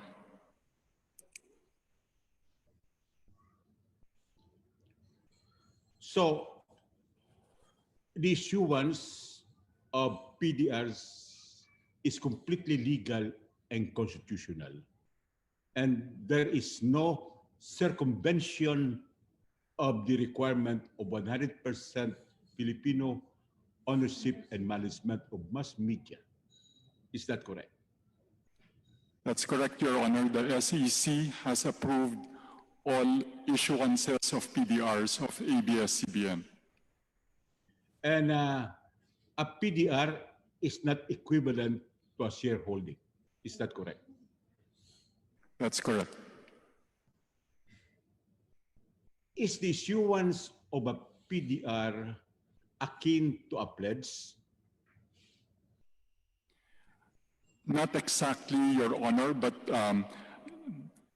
the issuance of a PDR represents a contractual obligation to deliver cash distributions arising from the underlying shares. That contractual obligation is secured by a pledge over the underlying shares. So it is a pledge. And then we all know that in a contract of pledge, the ownership of the property or asset pledge is still the pledgor and not the pledgee. Is that correct? That is correct, Your Honor. The pledgor, ABS-CBN Holdings, continues to enjoy all the rights and privileges of the ownership of the shares. In the case of PDRs, where the underlying shares are those of ABS-CBN Corporation, who is in fact the issuer of the PDRs? The issuer is ABS-CBN Holdings Corporation, who is the stockholder of ABS-CBN Corporation. Then what is the relation of ABS-CBN Corporation to ABS-CBN Holding Corporation with respect to the issuance of PDRs? There is no there's no contractual or other relationship between the PDR holders and ABS-CBN Corporation. The PDR holders only have a contractual relationship with ABS-CBN Holdings, who is the issuer of the PDRs. The ABS-CBN Holdings Corporation is the assignee of shares of stocks of ABS-CBN Corporation, which it is liable to pay subsequently. May we know who is or who are the assigners of the shares of stock? Your Honor, just to clarify, the question is in whose name the shares of stock are issued? That is not the question. The question is, ABS-CBN Holdings Corporation is the assignee of shares of stocks of ABS-CBN Corporation. If there is an assignee, who is the assigner?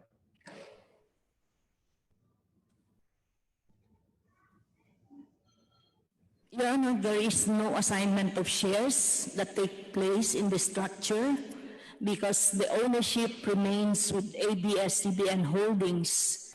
Those shares have not been assigned. They have only been used to secure its obligations under the PDR instrument. So, how was ABS-CBN Holdings Corporation able to acquire shares of stocks of ABS-CBN Corporation over which it constituted the PDRs? As explained earlier, Your Honor, they were bought by ABS-CBN Holdings Inc. from Lopez Inc. Can you please repeat that answer, Attorney Castillo? Shares that are owned by ABS-CBN Holdings and used as underlying shares for the PDRs were bought by ABS-CBN Holdings from Lopez Inc. Were what? I did not get that. Secondary sale po ito.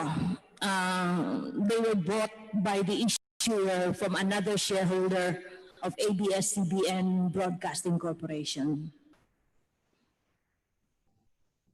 Here, you know, shares are transferred either as direct sale or assignment of shares subject to payment of the costs. And under what mode did ABS-CBN Holdings Corporation acquire this ABS-CBN Corporation shares of stock? Mr. Chairman, in 1999, Lopez Inc. assigned some of its shares to ABS Holdings Corporation. And this was booked as a liability from Lopez Inc. I think that is the correct answer. These shares were assigned by Lopez Corporation to ABS-CBN Holdings Corporation. And these assigned shares were constituted by ABS-CBN Holdings Corporation as PDRs. Now,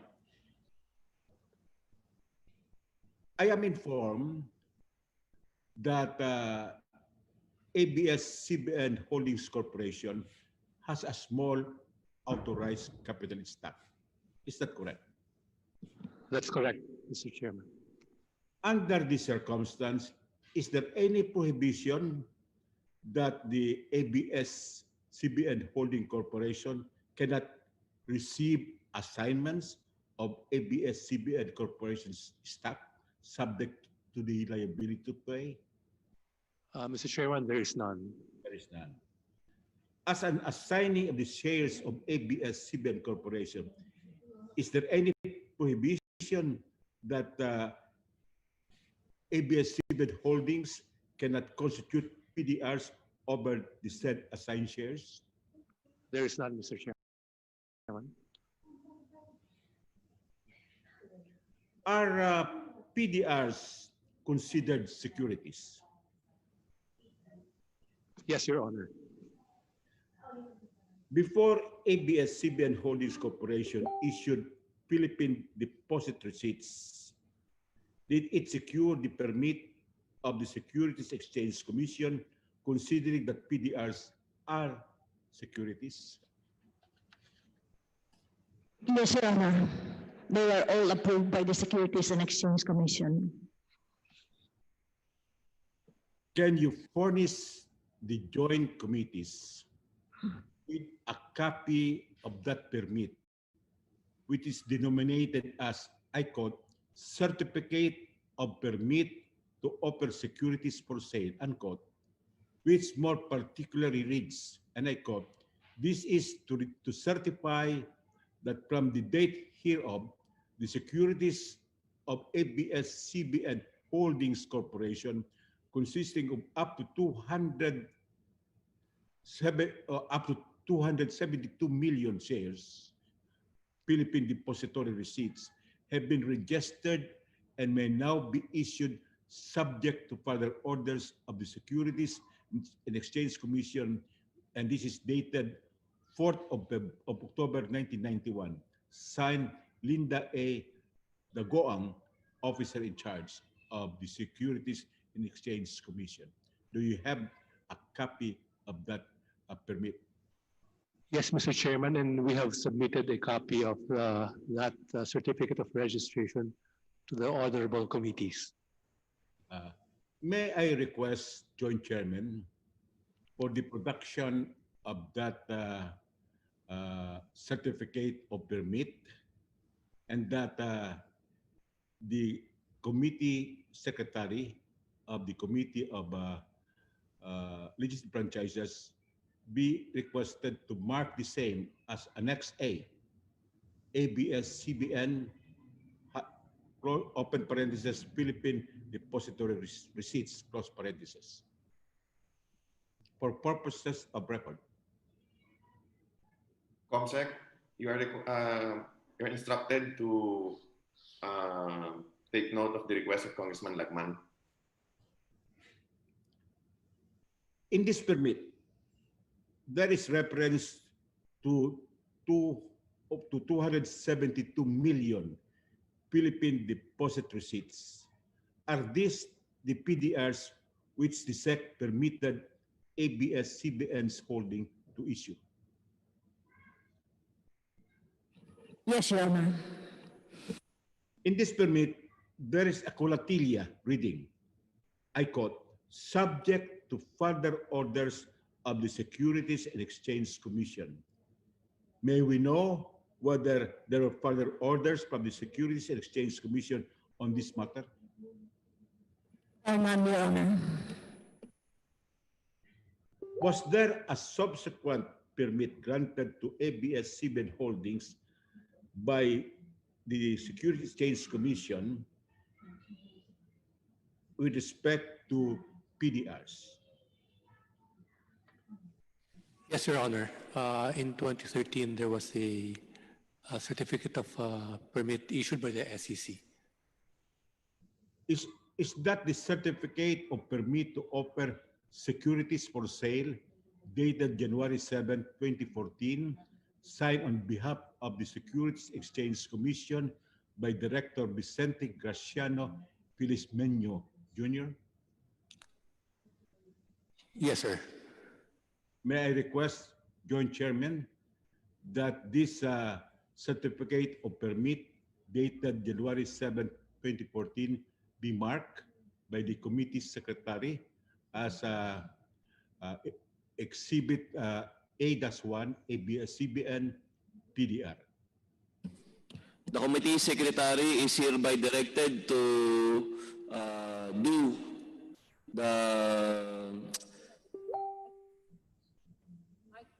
the markings for Representative Lagman and this committee. This certificate of permit, which we requested to be marked as Exhibit A-1, refers to 57,836,900 PDRs. To what does this figure refer to?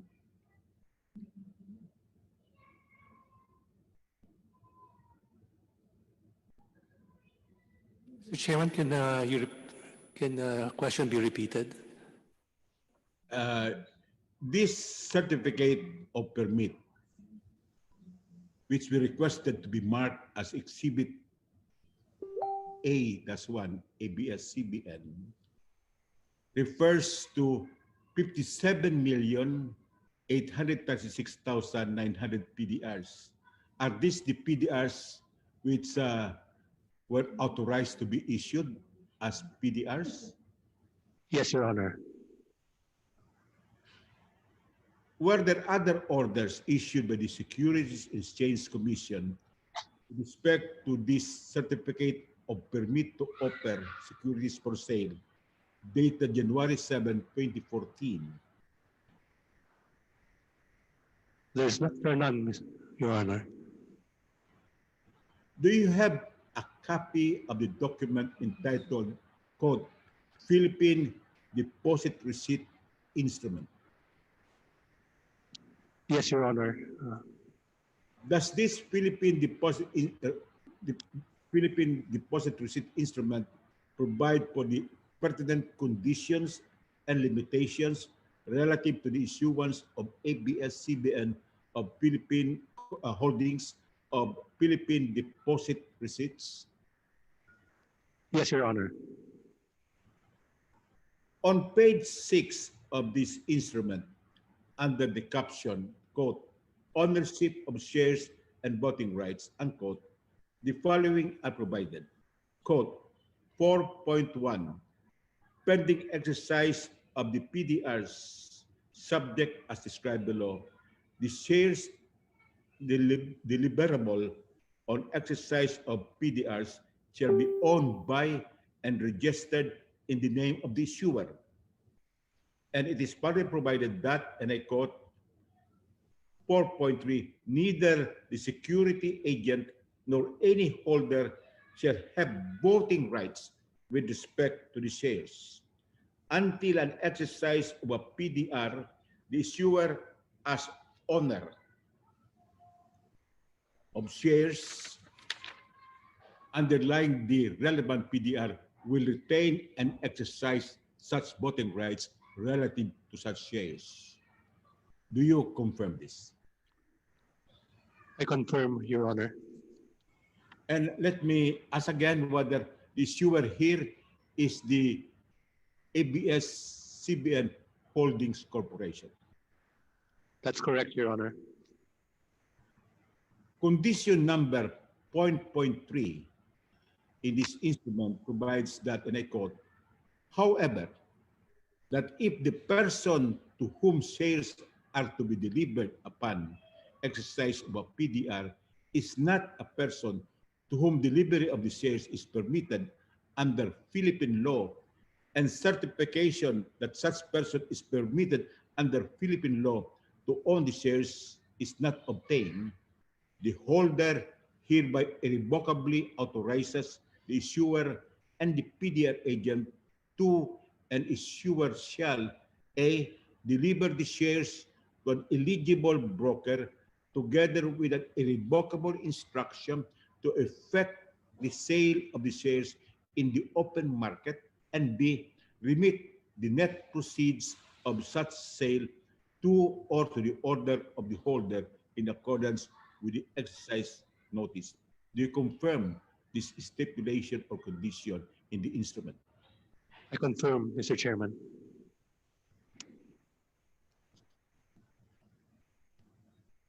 Joint Chairman, may I request that the Philippine Deposit Receipt Instrument previously identified by the resource person be marked as Exhibit B, thus ABS-CBN, enclosed in parentheses PDR, and condition 4 be bracketed, including 4.1 and 4.3, and the same be marked as Exhibit B-1, ABS-CBN PDR, and the portion of condition 5.3 from however to exercise notice be bracketed and marked as Exhibit B-2, ABS-CBN PDR.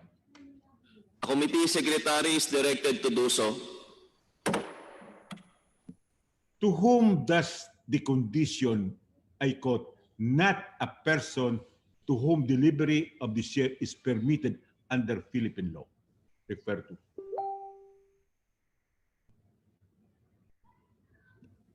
Mr. Chairman, this referred to non-Filipino citizens. Or it refers to an alien or a foreigner who is not qualified under the Constitution and in our laws to own shares in ABS-CBN. Is that correct? That's correct, Mr. Chairman. Can you present a sample copy of a Philippine Deposit Receipt Certificate? Mr. Chairman, we already submitted a sample copy of a certificate representing a PDR. May I request, Joint Chairman, that the sample copy of the Philippine Deposit Receipt Certificate be marked as Exhibit C, ABS-CBN PDR. The committee secretary is directed to do so. This sample Philippine Deposit Receipt Certificate provides that, and I quote, the PDR represented by this certificate does not, all caps not, represent shares of stock, but only confers a right to the delivery or sale of existing shares of stock of ABS-CBN Broadcast Corporation issued by the issuer under the terms and conditions stated therein and in the PDR instrument. Do you confirm this? I confirm, Mr. Chairman.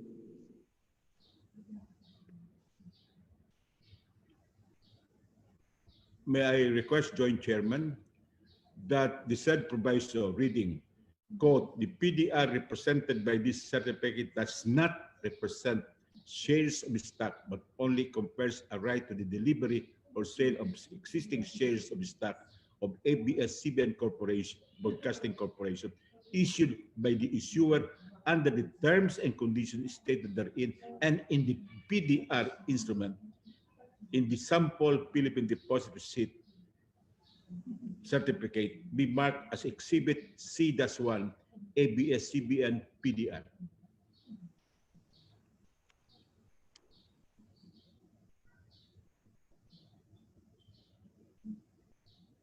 May I request for a ruling of the Joint Chairman? on the marking? The committee secretary is directed to do so. Has there been a PDR issued to a foreigner who has opted to convert his PDR to shares of stock of ABS-CBN Corporation, and the same has been converted in his name? Yes, Your Honor. Beg your pardon? Yes, Your Honor. Let me repeat my question. Has there been a PDR issued to a foreigner who has opted to convert his PDR to shares of stocks of ABS-CBN Corporation, and the same has been converted in his name? Attorney, lilinawin ko lang po, ang tanong po ni Congressman Lagman ay kung naipapangalan ba yung PDR doon sa foreigner. No, hindi po PDR, Mr. Chairman. Yung pag nag-opt yung holder ng PDR to convert his shares, his PDR to shares of stock, meron bang nangyari na itong shares of stock ay linagay sa pangalan ng foreigner? Hindi. Wala po. ABS-CBN. Wala po. Sorry, Your Honor. Is it possible for a foreigner who holds a PDR to exercise the option to convert his PDR to shares of stocks of ABS-CBN Corporation, and the conversion is registered in the name of said foreigner? Hindi po. Hindi po papayagan yan. And you are assuring the joint committees under oath that this has never happened? Yes, Your Honor. That no PDR has been converted into shares of stocks of ABS-CBN Corporation in the name of a foreigner? Yes, Your Honor.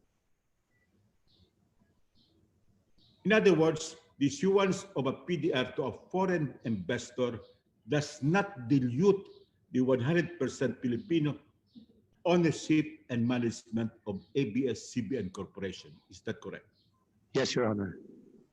Now, are you aware of the case of Gamboa versus Tebes, GR number 176579, October 9, 2012?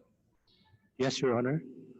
And in this case, the Supreme Court ruled that, and I quote, full beneficial ownership of the stocks coupled with appropriate voting rights is essential. Capital in Section 11, Article 12 of the 1987 Constitution refers to shares with voting rights as well as with full beneficial ownership. This is precisely because the right to vote in the election of directors coupled with full beneficial ownership of stocks translate to effective control of a corporation. This decision is descriptive of the real essence of a PDR because it does not entitle the holder to voting rights and full beneficial ownership. Do you agree to this? I agree, Your Honor. But remember, this decision was an interpretation of the extent of Filipino capital as mentioned in Section 11, Article 12 of the 1987 Constitution.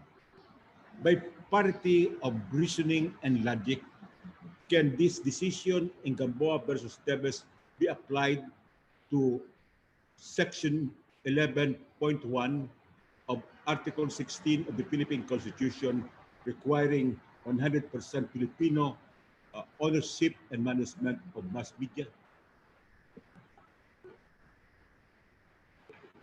May we know whether this is applied?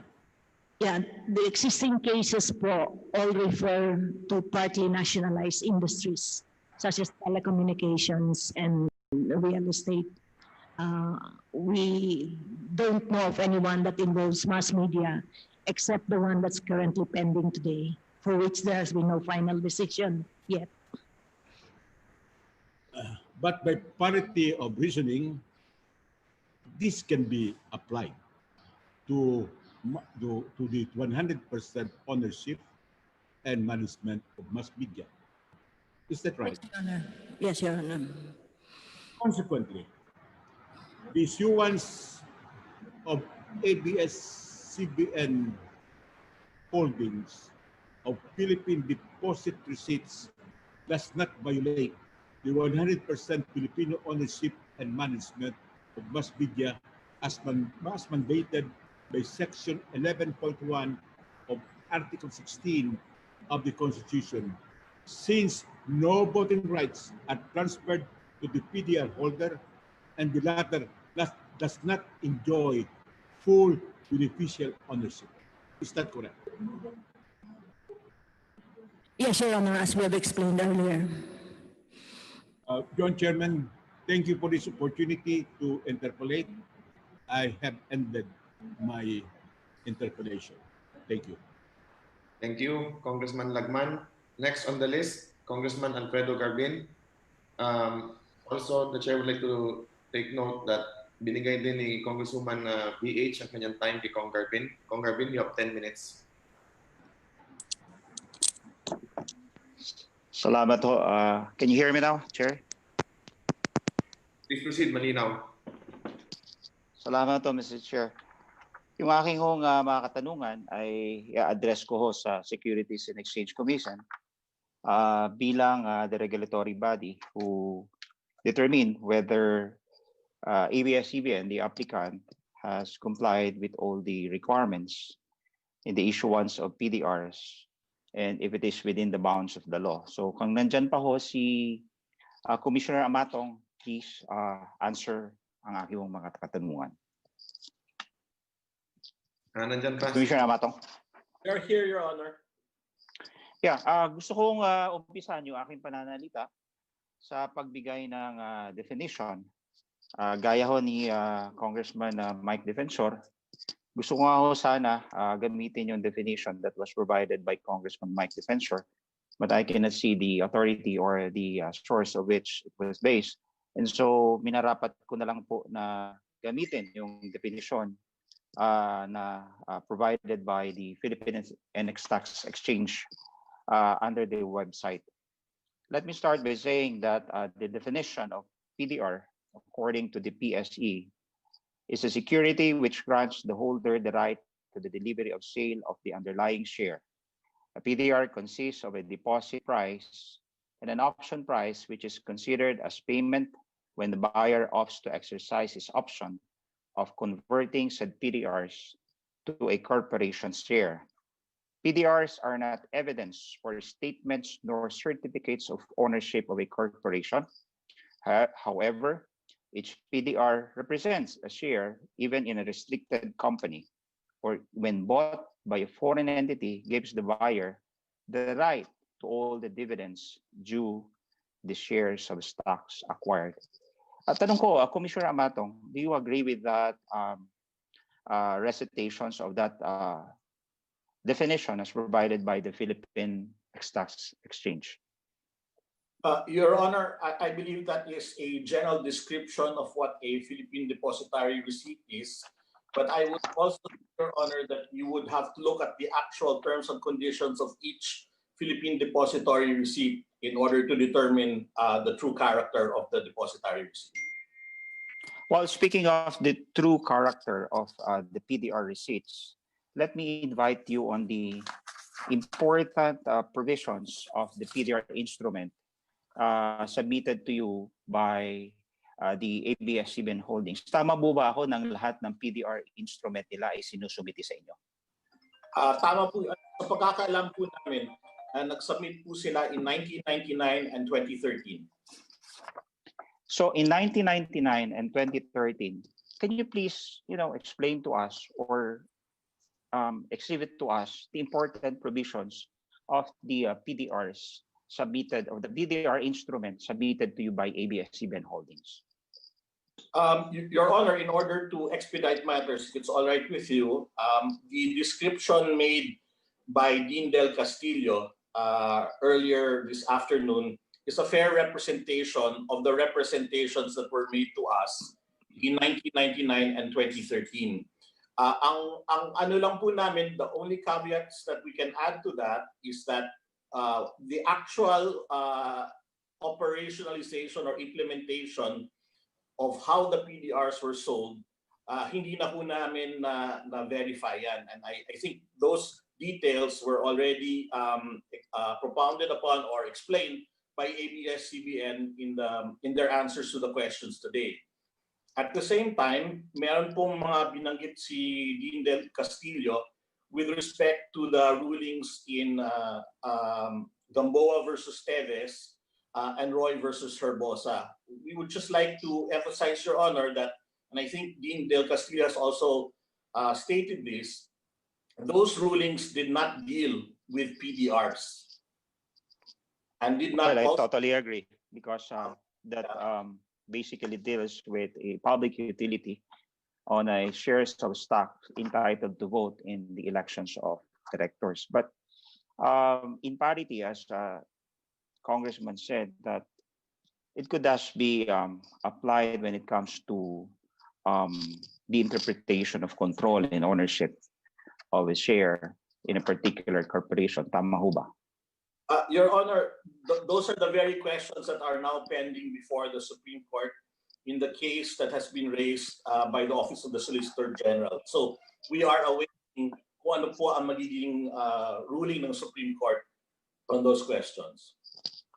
Now, to go back to the important provisions on the character of the PDR instrument, let me just say that under the instrument submitted to your office by the ABS-CBN Holdings, ang sabi sa isang provision ay the ABS-CBN Holdings shall be the registered and beneficial owner of the 272 million common shares in the capital stock of ABS-CBN with a bar value of 1 peso per share. Tama ho ba?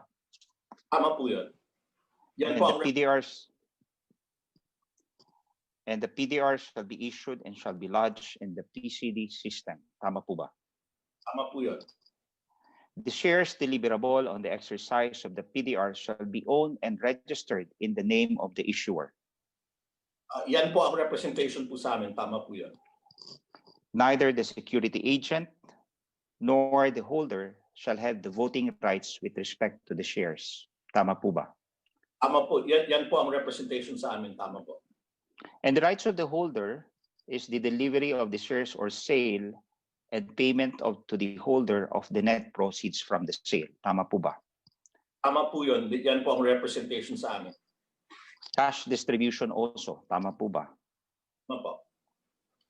So these are the important provisions that are contained in the PDR instrument submitted by ABS-CBN Holding to your office. Now, in 1999 and up to the present, since the two submission of those PDRs instrument, are you aware of any violations of the constitutionally mandated requirement of 100% ownership in mass media by the ABS-CBN Broadcasting? Your Honor, that's the very issue that's pending before the Supreme Court as raised by the Office of the Solgen. But are you aware that is there any violation from 1999 up to, say, 2019 before the filing of the Solgen to the case before the Supreme Court? There were no complaints raised to us, Your Honor. We have not had the opportunity to examine if there has been a violation of the Constitution. In fact, you have some pronouncement in the Senate hearings that when they were issued in 1999, ABS-CBN Holdings, PDR holders are not owners of the underlying corporations. Quote by and said, and you know, it was alluded to by a report alluded to Commissioner Amatong. Will you confirm this one? Yes, that is correct, Your Honor. At the time when the PDRs were issued in 1999 and registered with the Securities and Exchange Commission, the prevailing view at the time was the PDRs do not reflect transfer of ownership to foreigners. Yeah. Now, it may be recalled, Commissioner, that Rappler seems to have a violations on the foreign ownership restriction on mass media because of the PDRs that they have issued in favor of Umidjar, a non-Filipino corporation. Could you please tell us what's the difference of the PDRs issued by the Rappler Holdings from the ABS-CBN Holdings?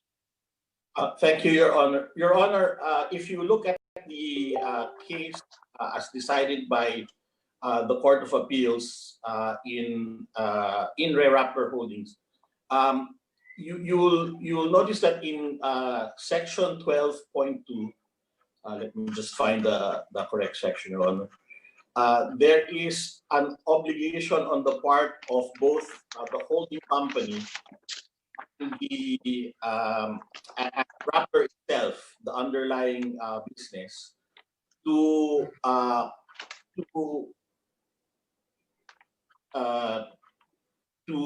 consult first with Umidjar and to obtain 2/3 vote from the PDR holders of Rappler Holdings before they can make any changes to the articles of incorporation that may adversely affect the Umidjar holders.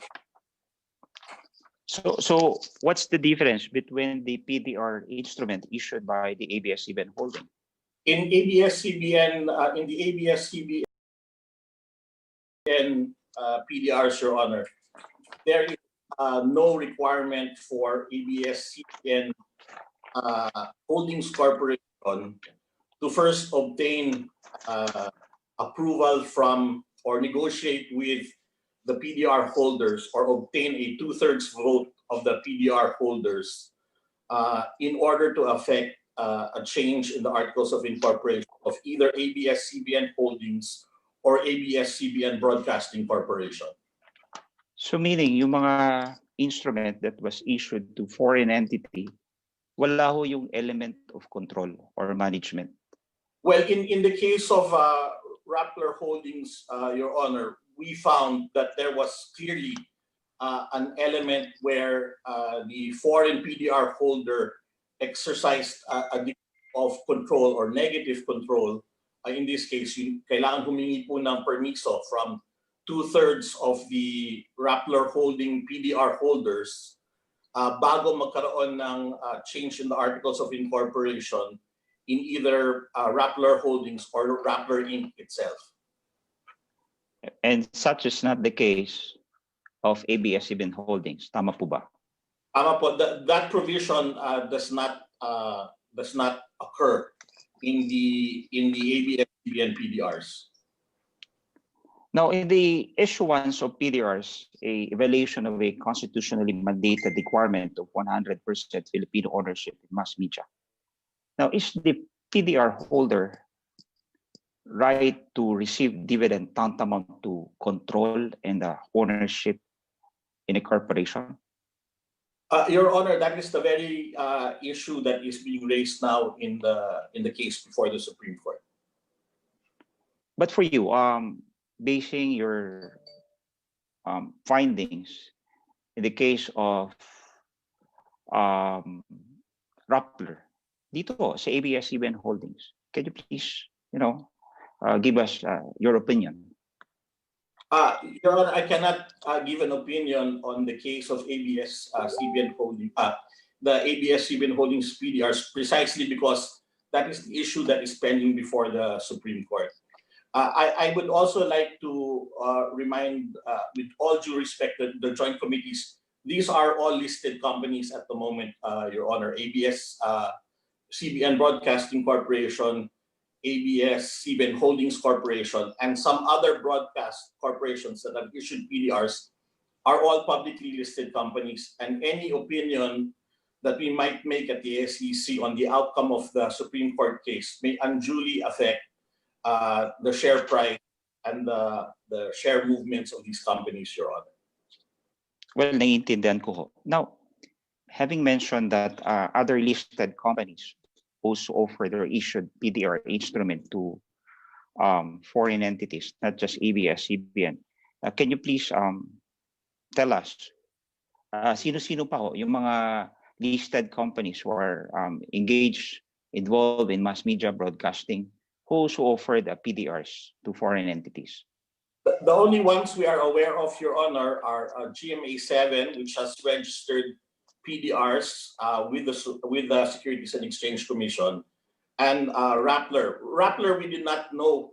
Those PDRs were not registered with us because they were offered in a private placement to certain foreign investors. So we are not aware if there are other media companies that have issued PDRs, if those PDRs are not registered with us. Ang alam lang po namin na nakarehistro po with the SEC are the Philippine Depositary Receipts of ABS-CBN and GMA7. Now, why do you allow broadcasting companies to issue PDRs?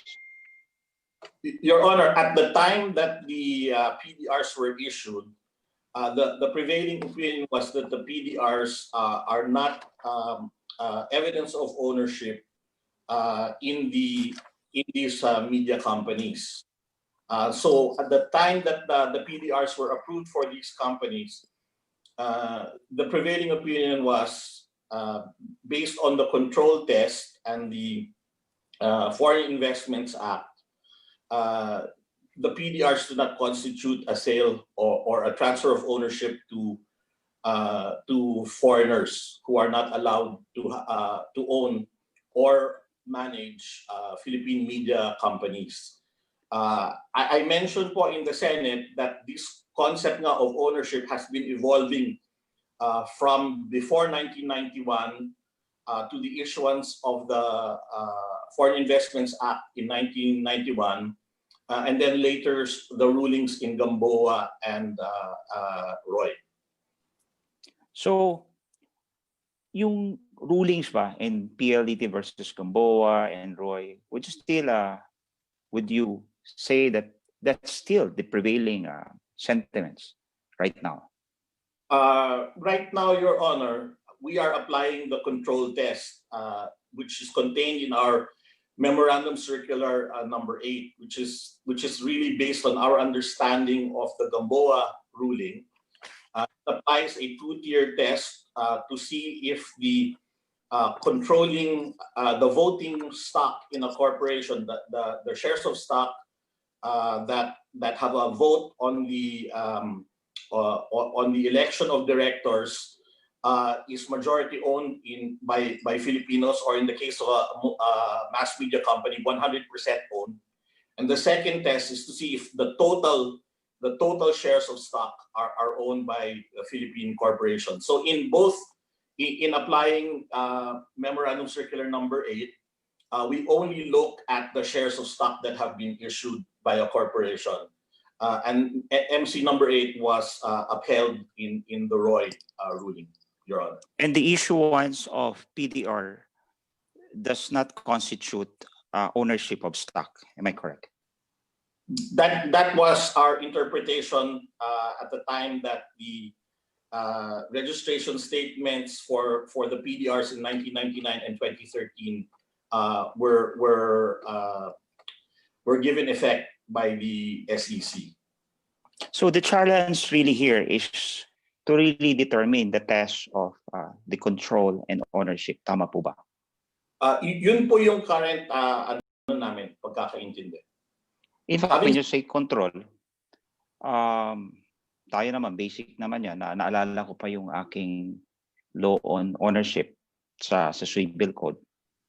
The owner has the right to enjoy and dispose of a thing without other limitations than those established by law.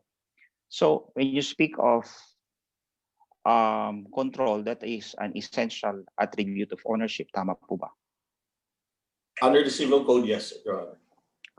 And when you speak of the right to enjoy and dispose of a thing, kasi naalala ko si Deputy Speaker Dan Fernandez kanina, he really underscored the right to hold and dispose of the PDRs, which really belongs to the right of a PDR holder. Tama po ba? Hold and dispose. Of the PDR, Your Honor, or of the underlying share? Of the underlying share. Tama po ba? Ang pagkakaintindi po namin, the representation is the PDR holder only acquires a right to hold the underlying share if it exercises the option to acquire the underlying share, and if he is qualified, in fact, to own the underlying share.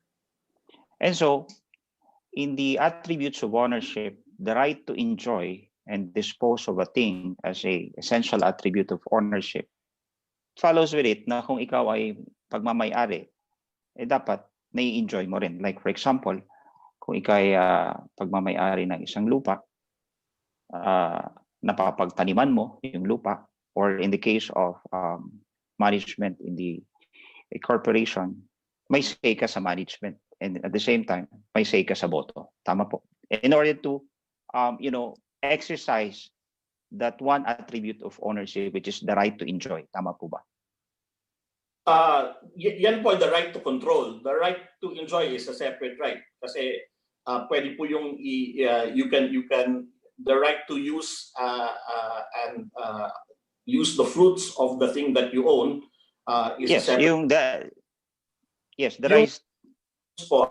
Under the civil code, I would agree that that's one of the attributes of ownership. But again, Your Honor, I have to point out that this very issue is now pending before the Supreme Court, particularly the issue of what the Supreme Court means by full beneficial ownership, aside from the right to dispose. Now, as to let me also refresh you with what you have said in the Senate hearing. You stated that the tests to determine foreign holdings in a Filipino company, however, are evolving. He said, citing Supreme Court decision, PLDT, which said voting rights to determine ownership. Tama po ba? That is correct, Your Honor. I made that statement in the Senate, Your Honor. In fact, he further stated that the challenge here is the test to determine ownership is evolving before the Supreme Court. Yun na yung kaso ngayon sa Korte Suprema, sinasabi. And what we can say is that when the PDRs of ABS-CBN Holding Corporation, when they were issued based on prevailing law, jurisprudence, and regulations, the determinations of the Securities and Exchange Commission at the time is there's no transfer of ownership. Tama po ba? That is correct, Your Honor. In 1999 and 2013, our understanding of the law was the PDR holders are owned, or there's no transfer of ownership to the PDR holders. But yun lamang po. Yes. Yes po, sige. You make first. As you pointed out, Your Honor, the law is evolving. Just to share with the joint committees, before 1991, the rule on nationality of corporations was really based just on the place of incorporation. So if you were incorporated in the Philippines, but the ownership was by foreigners or Filipinos, you would consider it a Filipino corporation. If you were incorporated abroad, even if the ownership was 100% Filipino, you were a foreign corporation. In 1991, when the Foreign Investment Act came out, there was a definition of corporation based on ownership, and that's when we started applying the control test based on the total capital stock issued by a corporation. It's only in the Gamboa ruling, Your Honor, where this notion of full beneficial ownership coupled with voting rights was expounded on by the Supreme Court, and then our test changed after Gamboa to be the two-tiered test that I described a while ago, when we look at the voting stock and the total capital stock. At this point, Your Honor, we do not look at things, derivatives like the PDRs.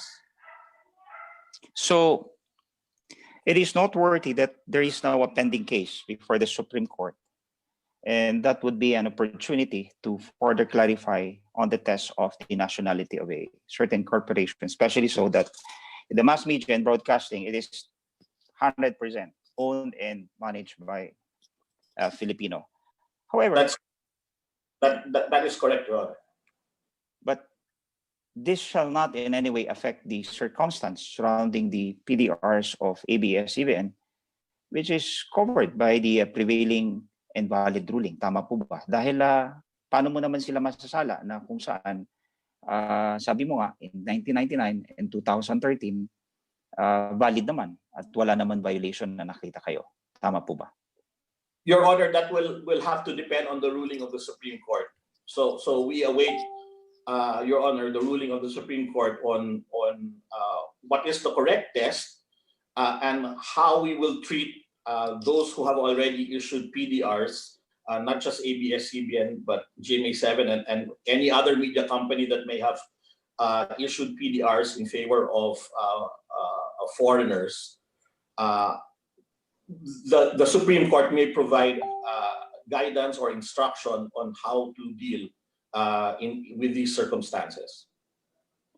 But if ever the Supreme Court decision would be not favorable to the present circumstance of ABS-CBN holding, masasabi niyo po ba na would it be taken against ABS-CBN Broadcasting Company? It may be, Your Honor, but again, the Supreme Court itself may provide for a mechanism.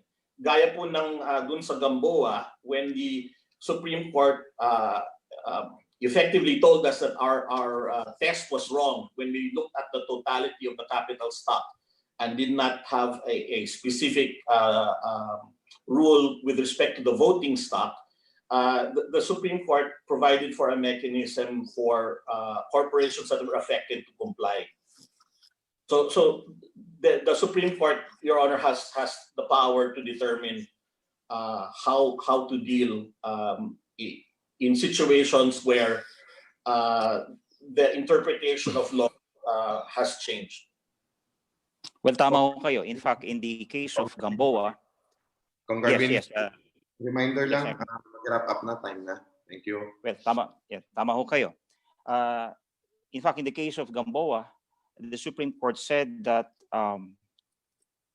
Article 12, Section 11 refers only to shares of stock entitled to vote in the elections of director, and thus, in the present case, only to common shares and not to total its founding capital stock.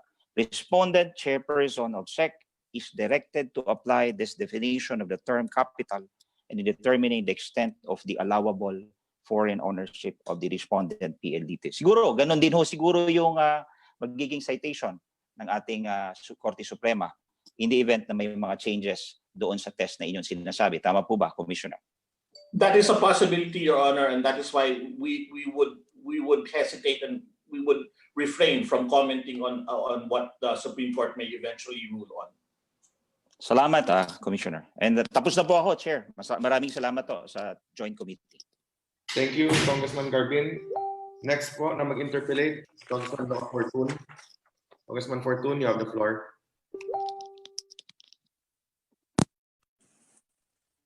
Thank you, Mr. Chairman. Naririnig po ako. May I proceed now, Mr. Chair? Yes, Mr. Chair. Marami po sa gusto kong itanong ay na itanong na ng mga earlier na nag-interpellate. So kakaunti na lang po ito. Para po sa Securities and Exchange Commission, unang tanong, ang PDR ay isang security na offered and sold to the public. Kaya dapat po na ang lahat ng PDRs ay registered with the Securities and Exchange Commission. At tama din pong sabihin natin na ang Securities and Exchange Commission ay siyang ahensya na nagre-regulate ng lahat ng sale at trading ng kahit anumang PDR.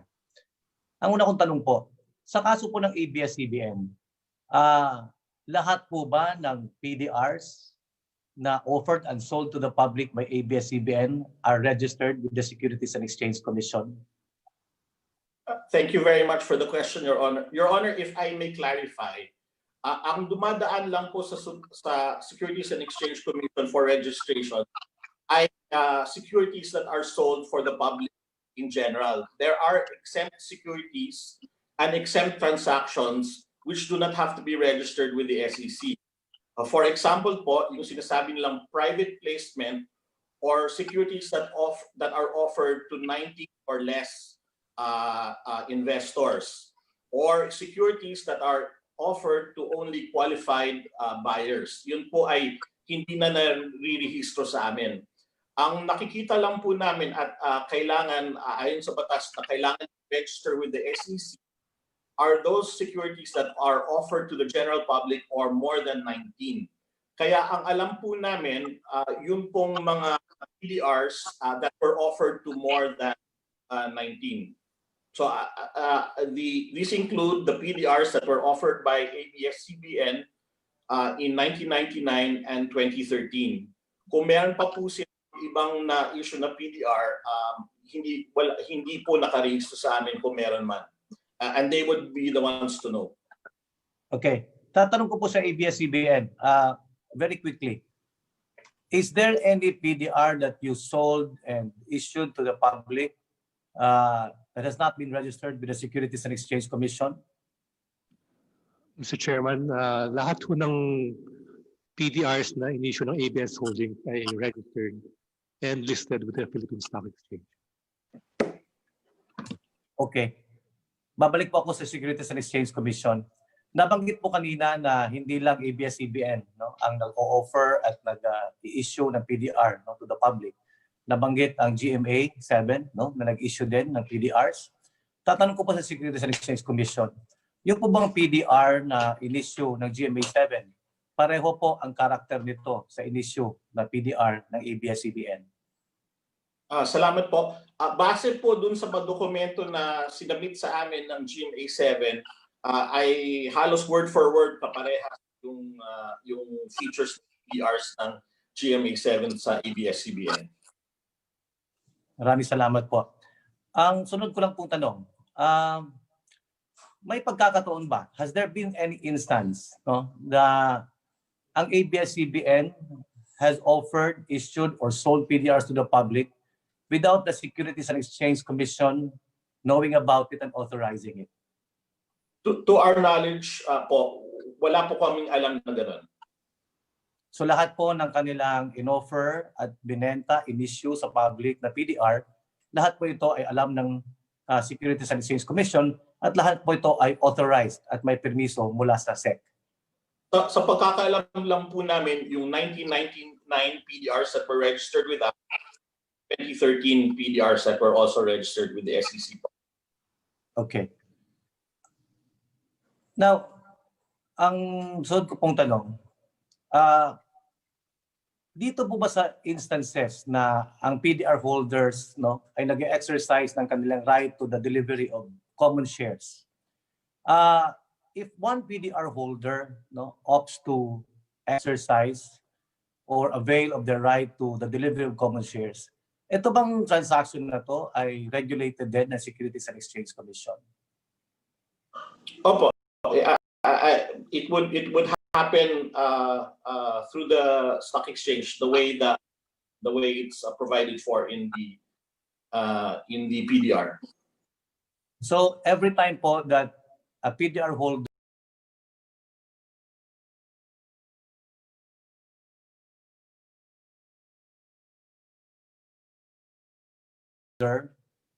exercises or avails of that right to the delivery of common shares, the Securities and Exchange Commission would necessarily know about it. Hindi po, we would not necessarily know about it, but the self-regulating organization that we supervise, which is the PSE, would be aware. And the depositary as well, Honor, yung PDTC, Philippine Depositary Trust Corporation, that handles. No, Your Honor. As far as your records will show, has there been any instance that a PDR holder of ABS-CBN Holdings Corporation, who is a foreigner, exercised the right to the delivery of common shares? Exercise the right. Your Honor, we would not be aware of that. It would be the Philippine Stock Exchange or the PDTC that would be aware. They would have the record. hindi po nire-report sa amin yung ng directly. So hindi po nagbibigay ang PSE ng report sa inyo pagka may mga ganong transactions because I think that is very important because if a PDR holder na foreigner ay nakalusot at nakakonvert ng kanyang PDR into common shares at hindi alam ng Securities and Exchange Commission, hindi po makikita ng SEC ito. At since there is a requirement under our constitution that a mass media corporation should be 100% Filipino-owned, I think it is important that PSE reports to Securities and Exchange Commission on a regular basis the exercise of a PDR holder para mag-avail ng kanyang right to the delivery of common shares. Tama po kayo doon. Ang nangyayari po, the PSE has a mechanism that non-Filipinos cannot acquire rights cannot acquire the shares of media companies where restricted ownership. They also have a mechanism to ensure that other partially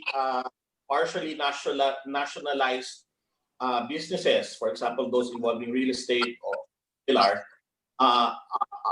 keep within the allowable requirements of the Constitution. So meron pong mekanismo ang PSE and the compliance with that mechanism is reported to us. Tama po yun. Okay. So ibig sabihin po, halos walang nakakalusot na PDR holder na foreigner sa ganitong mechanism ng securities ng PSE. Ibig sabihin, kung ikaw ay dayuhan, holder ng PDR, sa isang korporasyon dito sa Pilipinas, ay hindi po talaga makakalusot na mako-convert po ito into common shares ng korporasyon at mapapangalan doon sa PDR holder na dayuhan. That is correct, Your Honor. As far as we know, there has been no instance where the nationality restrictions for any of our companies that are engaged in fully nationalized or partially nationalized activities have been breached. And this is due to the mechanism put in place now within the PSE. So it is safe to say that in the case of ABS-CBN and perhaps other media corporations as well, there has been no instance that a foreigner who is a holder of a PDR in their corporations have been able to convert their PDRs into common shares. That is safe to say. Wala pong nai-report sa amin, tama po yun. Okay. Sabi po ninyo, ang prevailing na test ngayon as far as compliance with the Constitution is concerned is the ownership and control tests. And this has been the prevailing test mula pa ng kailan ba? Since 1991? Tama po yun. Since the issuance of the Foreign Investments Act po, with respect to the nationality of a corporation, it's based on the capital stock outstanding and entitled to vote. Okay. Since this is the prevailing test, and so far, as we speak today, there is not yet any ruling of the Supreme Court to the contrary. Okay. Is it correct to say that since ABS-CBN started offering, issuing, and selling to the public PDRs until today, because the Supreme Court has not yet ruled on this issue, is it right to say that ABS-CBN has not violated any regulation of the Securities and Exchange Commission and our Constitution? Well, yung constitutional issue po, yun nga sa Supreme Court, but you are correct. As far as we are concerned, wala pa kaming basehan para sabihin na violate sila ng regulations po namin. And that's why we are awaiting the ruling of the Supreme Court. At dahil po noong panahon na nag-umpisa silang mag-issue ng PDR, hanggang ngayon, wala pa pong ruling ang Supreme Court, ang kanilang pagkakaalam ay legal po yung kanilang ginagawa dahil otorisado naman sila at may permiso at pinayagan ng Securities and Exchange Commission. So is it right to say that ABS-CBN all these years, no, has been in good faith as far as offering, issuing, and selling PDRs to the public is concerned? I would say both ABS-CBN and GMA7, Your Honor, both of them. So in other words, kung Yes, Your may ruling man later ng Supreme Court na unconstitutional ito, it should not be taken against ABS-CBN because ABS-CBN relied, no, on the expert opinion of the very agency that regulates all transactions involving PDRs. Nasa Supreme Court na po yun, Your Honor. We cannot comment on what the Supreme Court may or may not do. But it is right to say that ABS-CBN did not on its own just offer, sell, or issue PDRs to the public without, of course, seeking the authority and permission of the Securities and Exchange Commission. Had the Securities and Exchange Commission prohibited that, they would not have done the same, no? So, ibig sabihin, dahil pinapayagan at ina-allow ng regulating agency like the Securities and Exchange Commission, ginawa po ito ng ABS-CBN. Tulad din ng ibang media corporations like GMA7. I would agree with your statement, Your Honor. Yes. Thank you very much, sir. Thank you very much, Mr. Chairman. Thank you. For the opportunity. Thank you rin po. Next na mag-interpellate, Congressman Zarate. Congressman Zarate, you are recognized. Thank you, Mr. Chair. Naitanong na rin po yung ibang mga katanungan. Gusto lang pungan yung point ni Congressman Fortuna. No? Nabanggit niya kanina yung usapin ng control. No?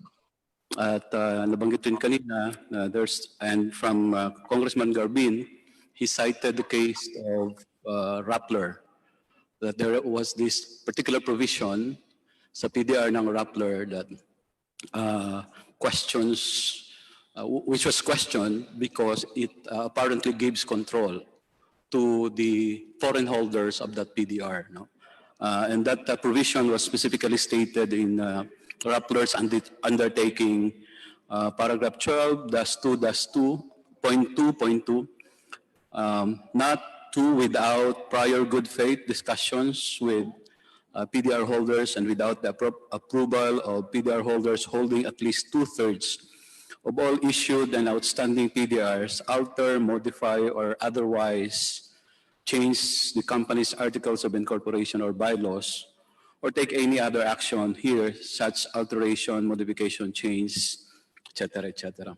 And the Court of Appeals declared that that's a form of control.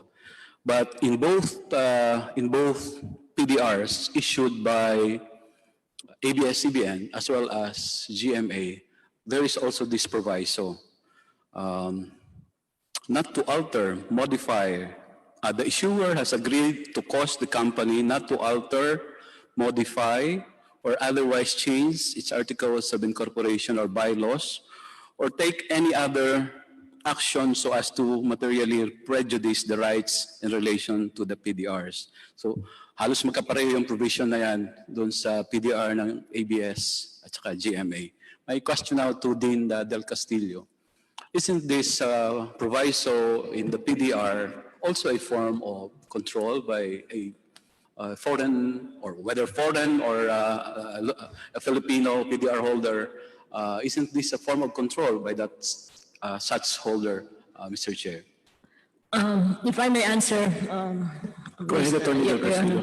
Yeah, I think the basic difference between the Rappler provision and the ABS-CBN provision is that in ABS-CBN, this is a negative covenant. The PDR issuer committed that he will do this. But in the case of Rappler, there was really a requirement that there must be prior consultation with the PDR holders and the vote of the PDR holders to the extent of 2/3. So one is negative and the other one was an affirmative, that you have to bring them in so that they can give you the approval. So I guess there's a basic difference there because yung isa po, talagang you require them to give affirmative action.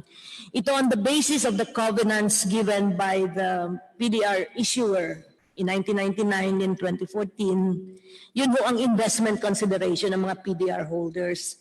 And this form of negative covenant is usual po in all financial instruments. Kahit po sa bangkong mangutang kayo, meron pong mga ganyang covenants. So it's consistent with the nature of the PDR being a financial instrument. Thank you, Mr. Chair. Thank you, Dean Del Castillo. So nabanggit ninyo, this is common doon sa mga financial instruments. No? Hindi naman unique itong proviso na ito just sa PDR. No?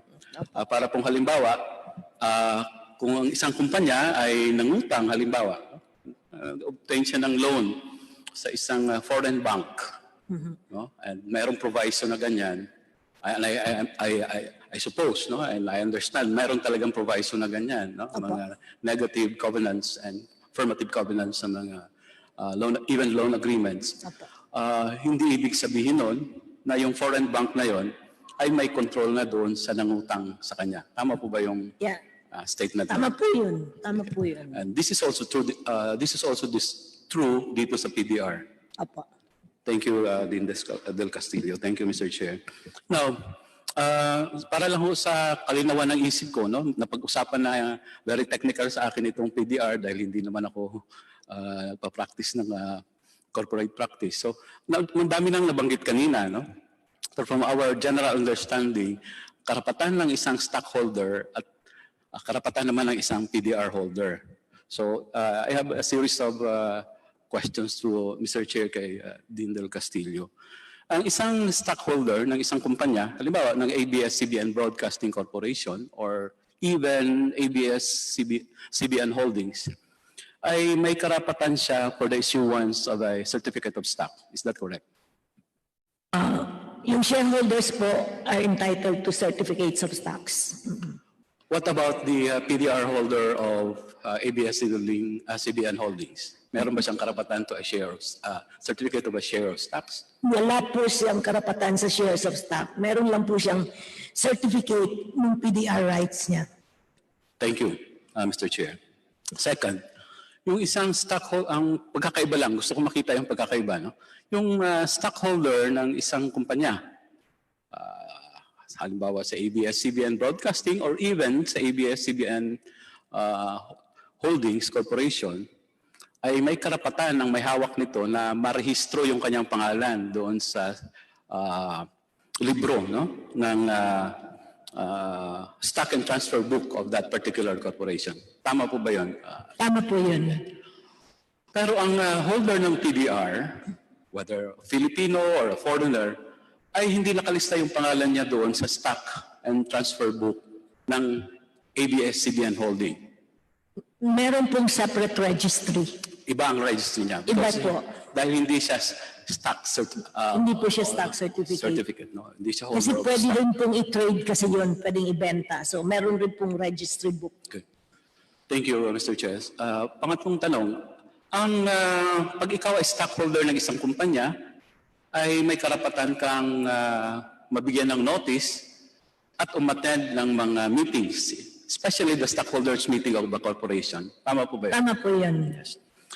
Pero ang isang PDR holder, whether a Filipino or a foreigner, kahit gaano pa karami yung hawak niyang PDRs, is not entitled to a notice of meeting, much less a right to attend a meeting, a stockholders meeting of that Tama po yan. Thank you, Mr. Chair. Para rin sa kalinawan, kung magkaroon ng stockholders meeting at magkaroon ng eleksyon, ang isang shareholder ay may karapatan siyang bumoto at pumili kung sino ang gusto niyang direktor sa korporasyon na yan. Tama po yan. Samantalang ang PDR holder, kahit gaano pa karami yung hawak niyang PDRs, ay wala siyang karapatang bumoto at pumili ng kanyang direktor. Tama po yan. Thank you, Mr. Chair. Now, sa usapin naman ng pag-exercise mo ng iyong karapatan bilang shareholder, no? Ang isang stockholder ay sa corporation law ay alam natin meron siyang karapatan or meron siyang preemptive rights doon sa mga bagong i-issue na stocks na isang korporasyon. Tama po yun? Tama po yan. Yeah. Ang PDR holder ba ay entitled to Wala have pong a ganung preemptive right. right? Wala pong ganung right sa PDR holders. And finally, ang isang stockholder ay may karapatan na makatanggap ng mga financial reports. No, at lahat na report ng isang korporasyon. Basic right na yun, tama po yun. Ang PDR holder, meron ho bang karapatan na gano'n? Wala pong ganun sa PDR instrument. Okay.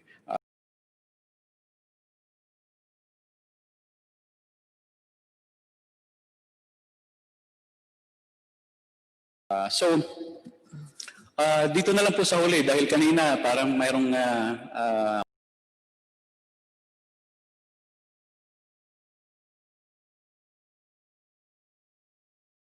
sinabi nila walang pagkakaiba yan.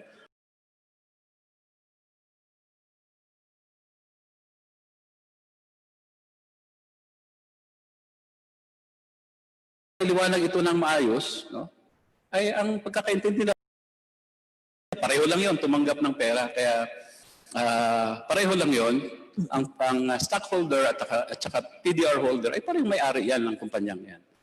Pwede ho ba nyo ipamaliwanag dito? Opo. Yung stockholder po is entitled to dividends. So every time mag-declare po ng dividends ang kumpanya,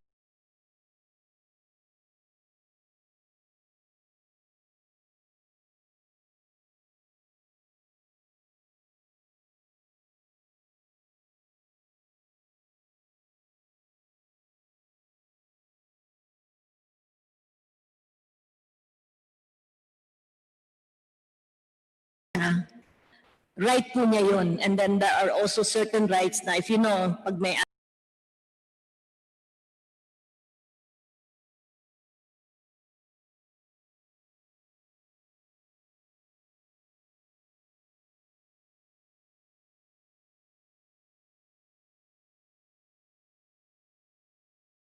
alam nyo, tapos kung bayaran ng aking mga utang, ang aking mga expenses, yung sobra, pwede kong i-contractually ibigay yon kahit kanino. Kasi akin po yung pera eh. So, yun ang pagkakaiba kasi hindi naman galing yun sa korporasyon. Akin na po yun eh. Yung dividendo na tinanggap ko, parang may proprietary rights na po ako dun. So, magkaiba yun in the sense we call it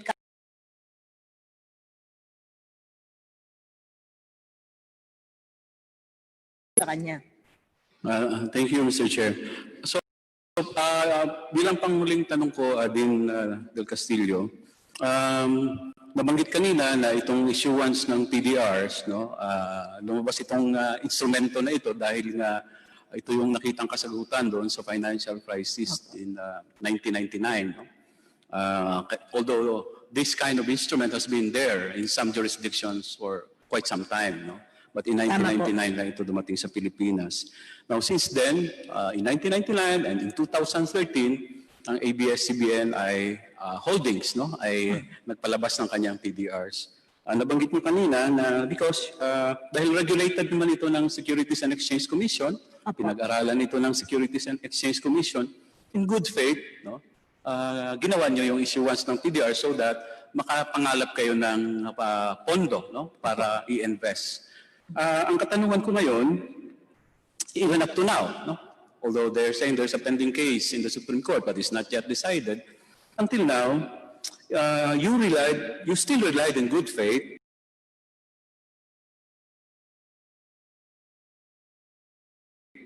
that the issuance of the PDRs by ABS-CBN Holdings is valid and not violative of any law, much less our Constitution, Mr. Chair. Opo. Hindi naman po naki-question up to now yun eh. At, pag binigay po ng government agency having jurisdiction, meron po namang karapatan ang mga tao na mag-rely sa approval na yun. Otherwise, mawawala na ho ng kumpiyansa ang mga tao sa mga approvals ng ating government agencies. Thank you, Dean Del Castillo. Thank you, Mr. Chair. Kung may naiwan pa akong oras ay pwedeng ibigay ko kay kay Congressman Rufus Rodriguez.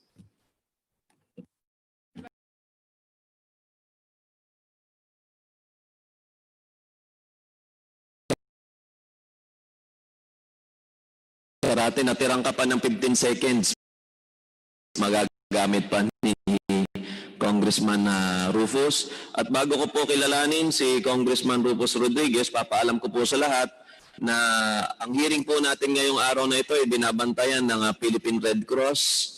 Nandun po sila sa gallery, Red Cross, Bulacan Chapter, at sinisigurado nila na maliligtas tayo sa araw na ito sa COVID. Palakpakan po natin yung Philippine Red Cross. Next to interpellate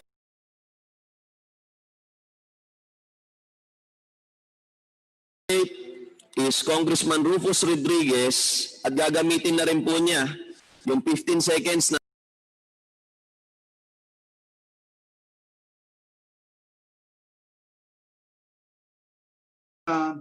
Biolago, Mickey, Congresswoman Sol Aragones, Congresswoman Franz Castro for the time that they have given to me. Thank you very much. I would like to first ask Mr. Chairman, if you allow me, to ask a question to the Honorable former Dean of the Ateneo de Manila Law School, who was my colleague in the Philippine Association of Law Schools and Law Deans. Mr. Chairman.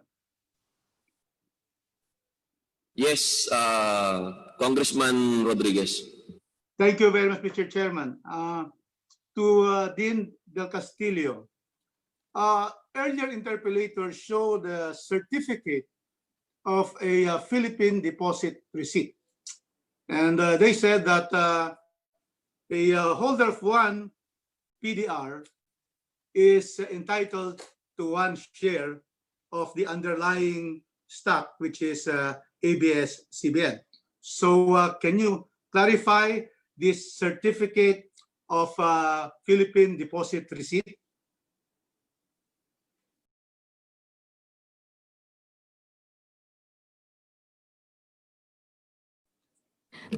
There are two rights po granted to PDR holders. One is the cash distribution that we already discussed. And secondly, this is what we call the exercise right. The exercise right is like an option to purchase a share. So if you have one PDR, if you want to exercise your right, you can use one PDR certificate to exchange it for one ABS-CBN broadcasting company share by going through the process of filing your exercise notice, paying the price, and going through the process of having the shares transferred to you. If the PDR holder is a qualified Filipino, then 1-for-1 is the exchange.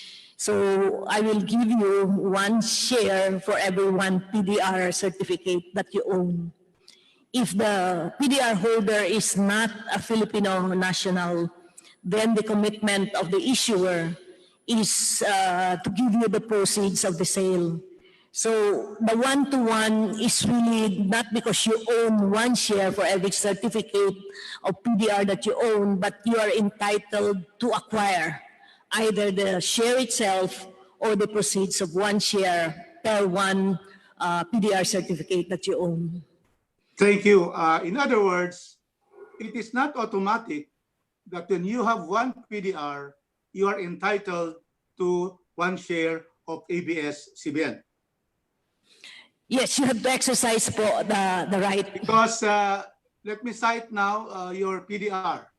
And the PDR states that on the third paragraph of the PDR, it says, this PDR, I'm now having this ABS-CBN Holdings Corporation Philippine Deposit Receipt Certificate, which was earlier marked by Congressman Ted Salagman. And I'd just like to concentrate on this third paragraph. This PDR forms part of an authorized issue of PDRs granting the holder the right to delivery or sale of the shares of the exercise price as adjusted, which PDRs have been issued subject to and with the benefit of a PDR instrument dated October 5. In other words, the right to delivery or sale should be subject to the conditions as provided for in the PDR instrument. Is that not correct, Dean Castillo? That's correct po, Congressman. I am reading from the certificate. Now, this mentions a PDR instrument. And I have here a copy of the PDR instrument referred to in your certificate of the PDRs. And would you agree, Dean Castillo, that under condition 5.3 of the PDR instrument, which has been marked earlier for the ABS-CBN Corporation, it says, if the, and I quote, if the PDR holder is a foreigner and he exercises the PDR, the only right he has is to receive the net proceeds of the sale of the underlying ABS-CBN share after it is sold through an eligible broker in an open market or PSE, meaning that at no instance will the ABS-CBN share be delivered to a foreigner. Do you confirm this as part and parcel of condition 5.3 of the PDR instrument, prohibiting absolutely the transfer of any share of stock of ABS-CBN if a PDR applies for it, if he is a foreigner? Would you confirm that? That's correct po. He will only get the proceeds of the sale. He will not be able to get the shares. Because under this particular 5.3 of the PDR instrument, where he is bound, as stated in the certificate of the PDR issued to the PDR holder, certainly there is no automatic entitlement because it is subject to the PDR instrument, which I have read. So clearly, Dean Castillo, clearly, therefore, in the case of ABS-CBN, has there been an issuance of an ABS-CBN share to a PDR holder of ABS Holdings who has exercised this option to own an ABS-CBN share? If he is a Filipino po, yes, that is his right. If not, then he only get the proceeds of the sale. In other words, if he is a foreigner, the instrument itself and the certificate prohibits him from getting a transfer. If he exercises it, he cannot get a share of the ABS-CBN Corporation if he is a foreign PDR holder. Is that correct? That's correct po. Yes. So, in other words, in this particular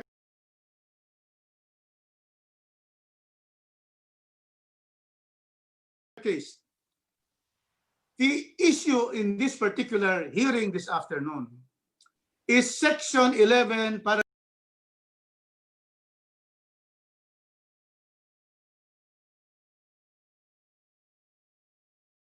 of ABS-CBN Corporation, the applicant for this franchise of 25 years, is that a mere holding of a PDR of ABS-CBN Holdings Corporation immediately violates the provisions of the Constitution because he is an owner of the ABS-CBN.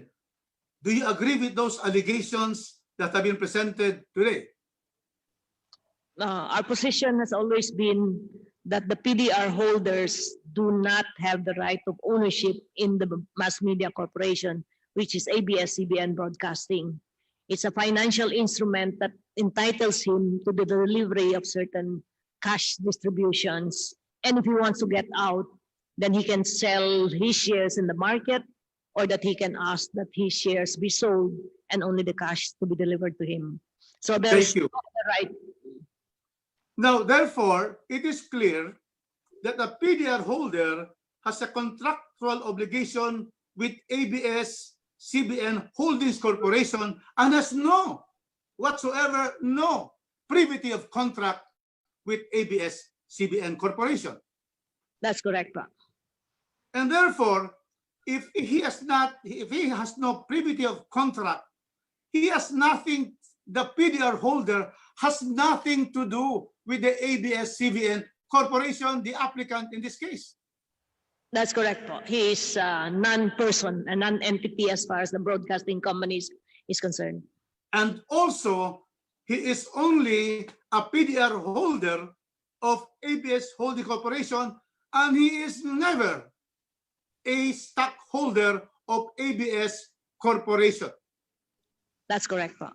And therefore, because he is not a shareholder of ABS Corporation, he does not exercise any of the rights of a shareholder of ABS Corporation, the applicant in this case, correct? That's correct po. So he has Therefore, no right to inspect the books. He has no right to... yes, I will go one by one to that, because to clarify really all these things. Is a PDR holder, I am now citing the rights as provided for of shareholders, owners of shares of stocks of a corporation in the revised corporation code. Thus, a holder of the PDR of ABS-CBN Holdings Corporation has the right to the issuance of a stock certificate of ABS Corporation. No po. It's ABS-CBN Holdings who is the stockholder of ABS-CBN Broadcasting Corporation.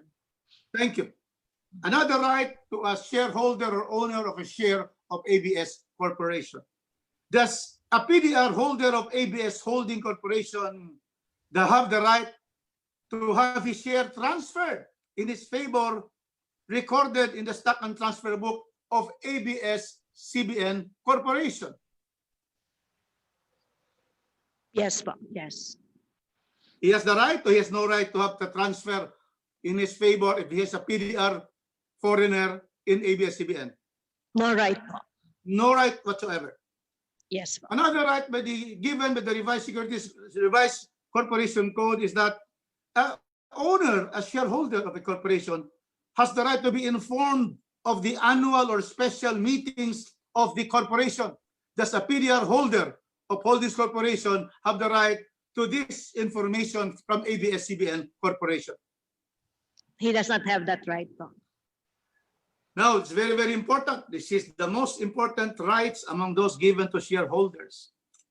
Does a PDR holder of ABS-CBN Holdings Corporation have the right to vote in the election of directors of ABS-CBN Corporation, the franchise applicant in this case?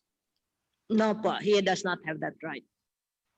Does he have the right to vote in the extension of shortening of corporate term? No po. Does he have the right to be elected as a director or a president of the corporation? He does not have that right po. Does he have the right under the revised corporation code, the right to remove directors? He does not have that right po. How about the preemptive rights over the issuance of shares of ABS Corporation? Does he have this right? He does not have that right po. Then the power to inspect and demand reproduction of corporate books of ABS-CBN. Does he, the PDR foreigner, has the right to ask this from the ABS-CBN Corporation? Right po. No? Yes or no? Does he have the right? Preemptive rights over the issuance of shares of the ABS-CBN Corporation? No po. There's none. No. And then, how about the right to be furnished the financial statement of the corporation, of the ABS-CBN, by the PDR holder of the ABS Holdings Corporation, a completely different entity under our corporation code?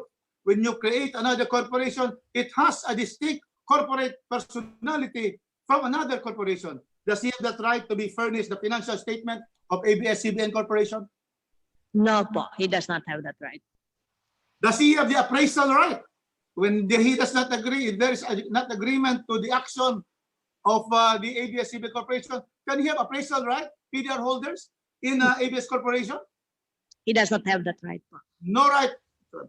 And then how about the right to have cash dividends or stock dividends? PDR holders, can he demand from ABS-CBN Corporation to be given dividends? Does he have that right?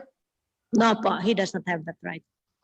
So in other words, Mr. Chairman, our distinguished colleagues, not one of the rights provided for by the revised corporation code has been given to a PDR holder of ABS Holdings Corporation. None whatsoever. So therefore, clearly, if you go through the rights given to a shareholder, the PDR is not an owner, is not a part owner, even a small owner of ABS-CBN Corporation. Let's go to the next point, Mr. Chairman. And this one, I would like to therefore ask the Securities and Exchange Commission. Thank you, Dean Castillo.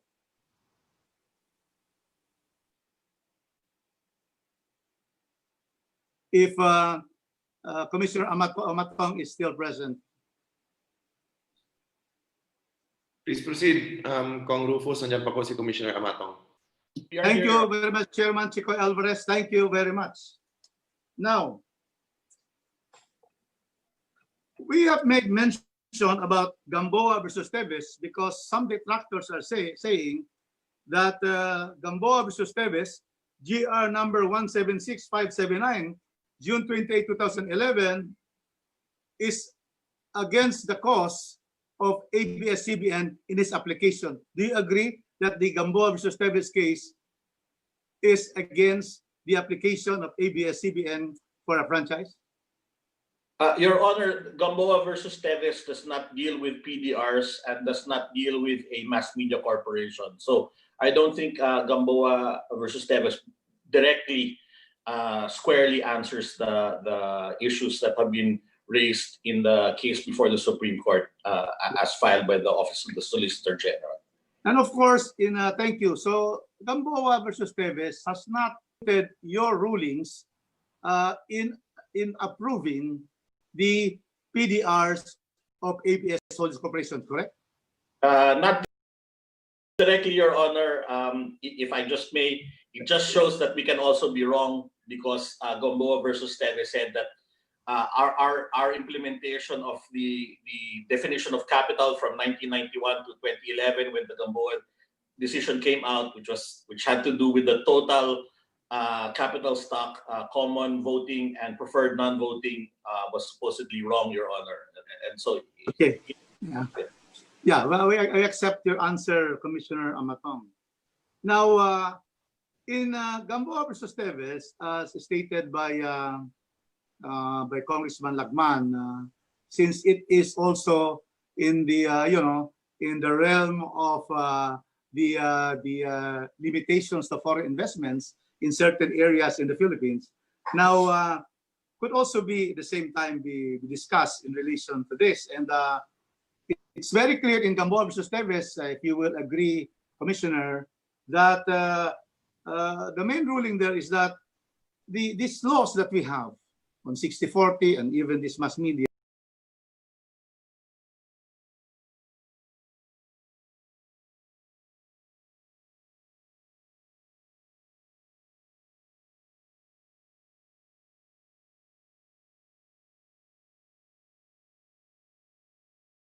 yeah, 100% will prevent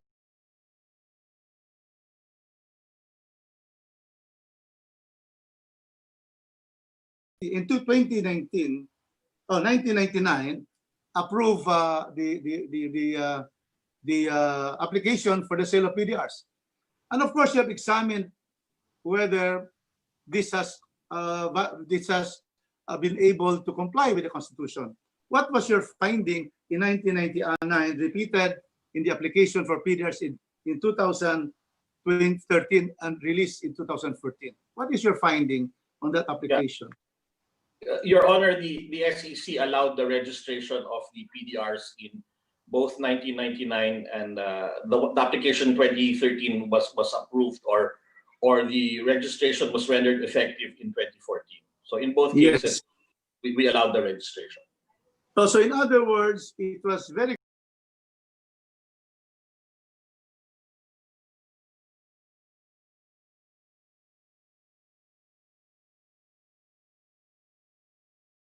clear that the SEC with the regulatory powers over those who are secure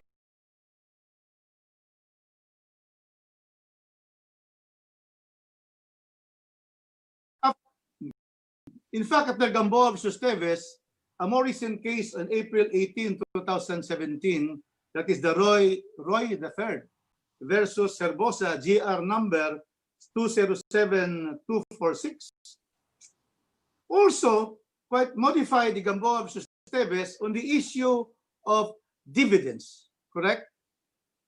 Are you aware that this decision of Herbosa says that the court disabuses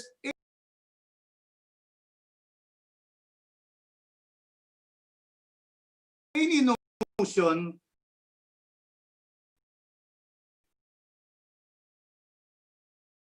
any particular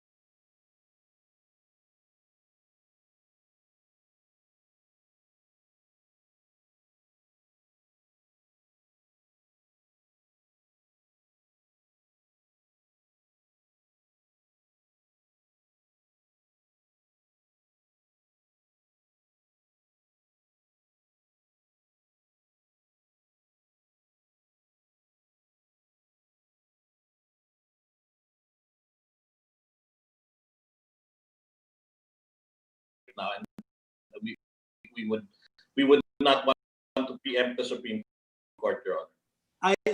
I understand. Now, in other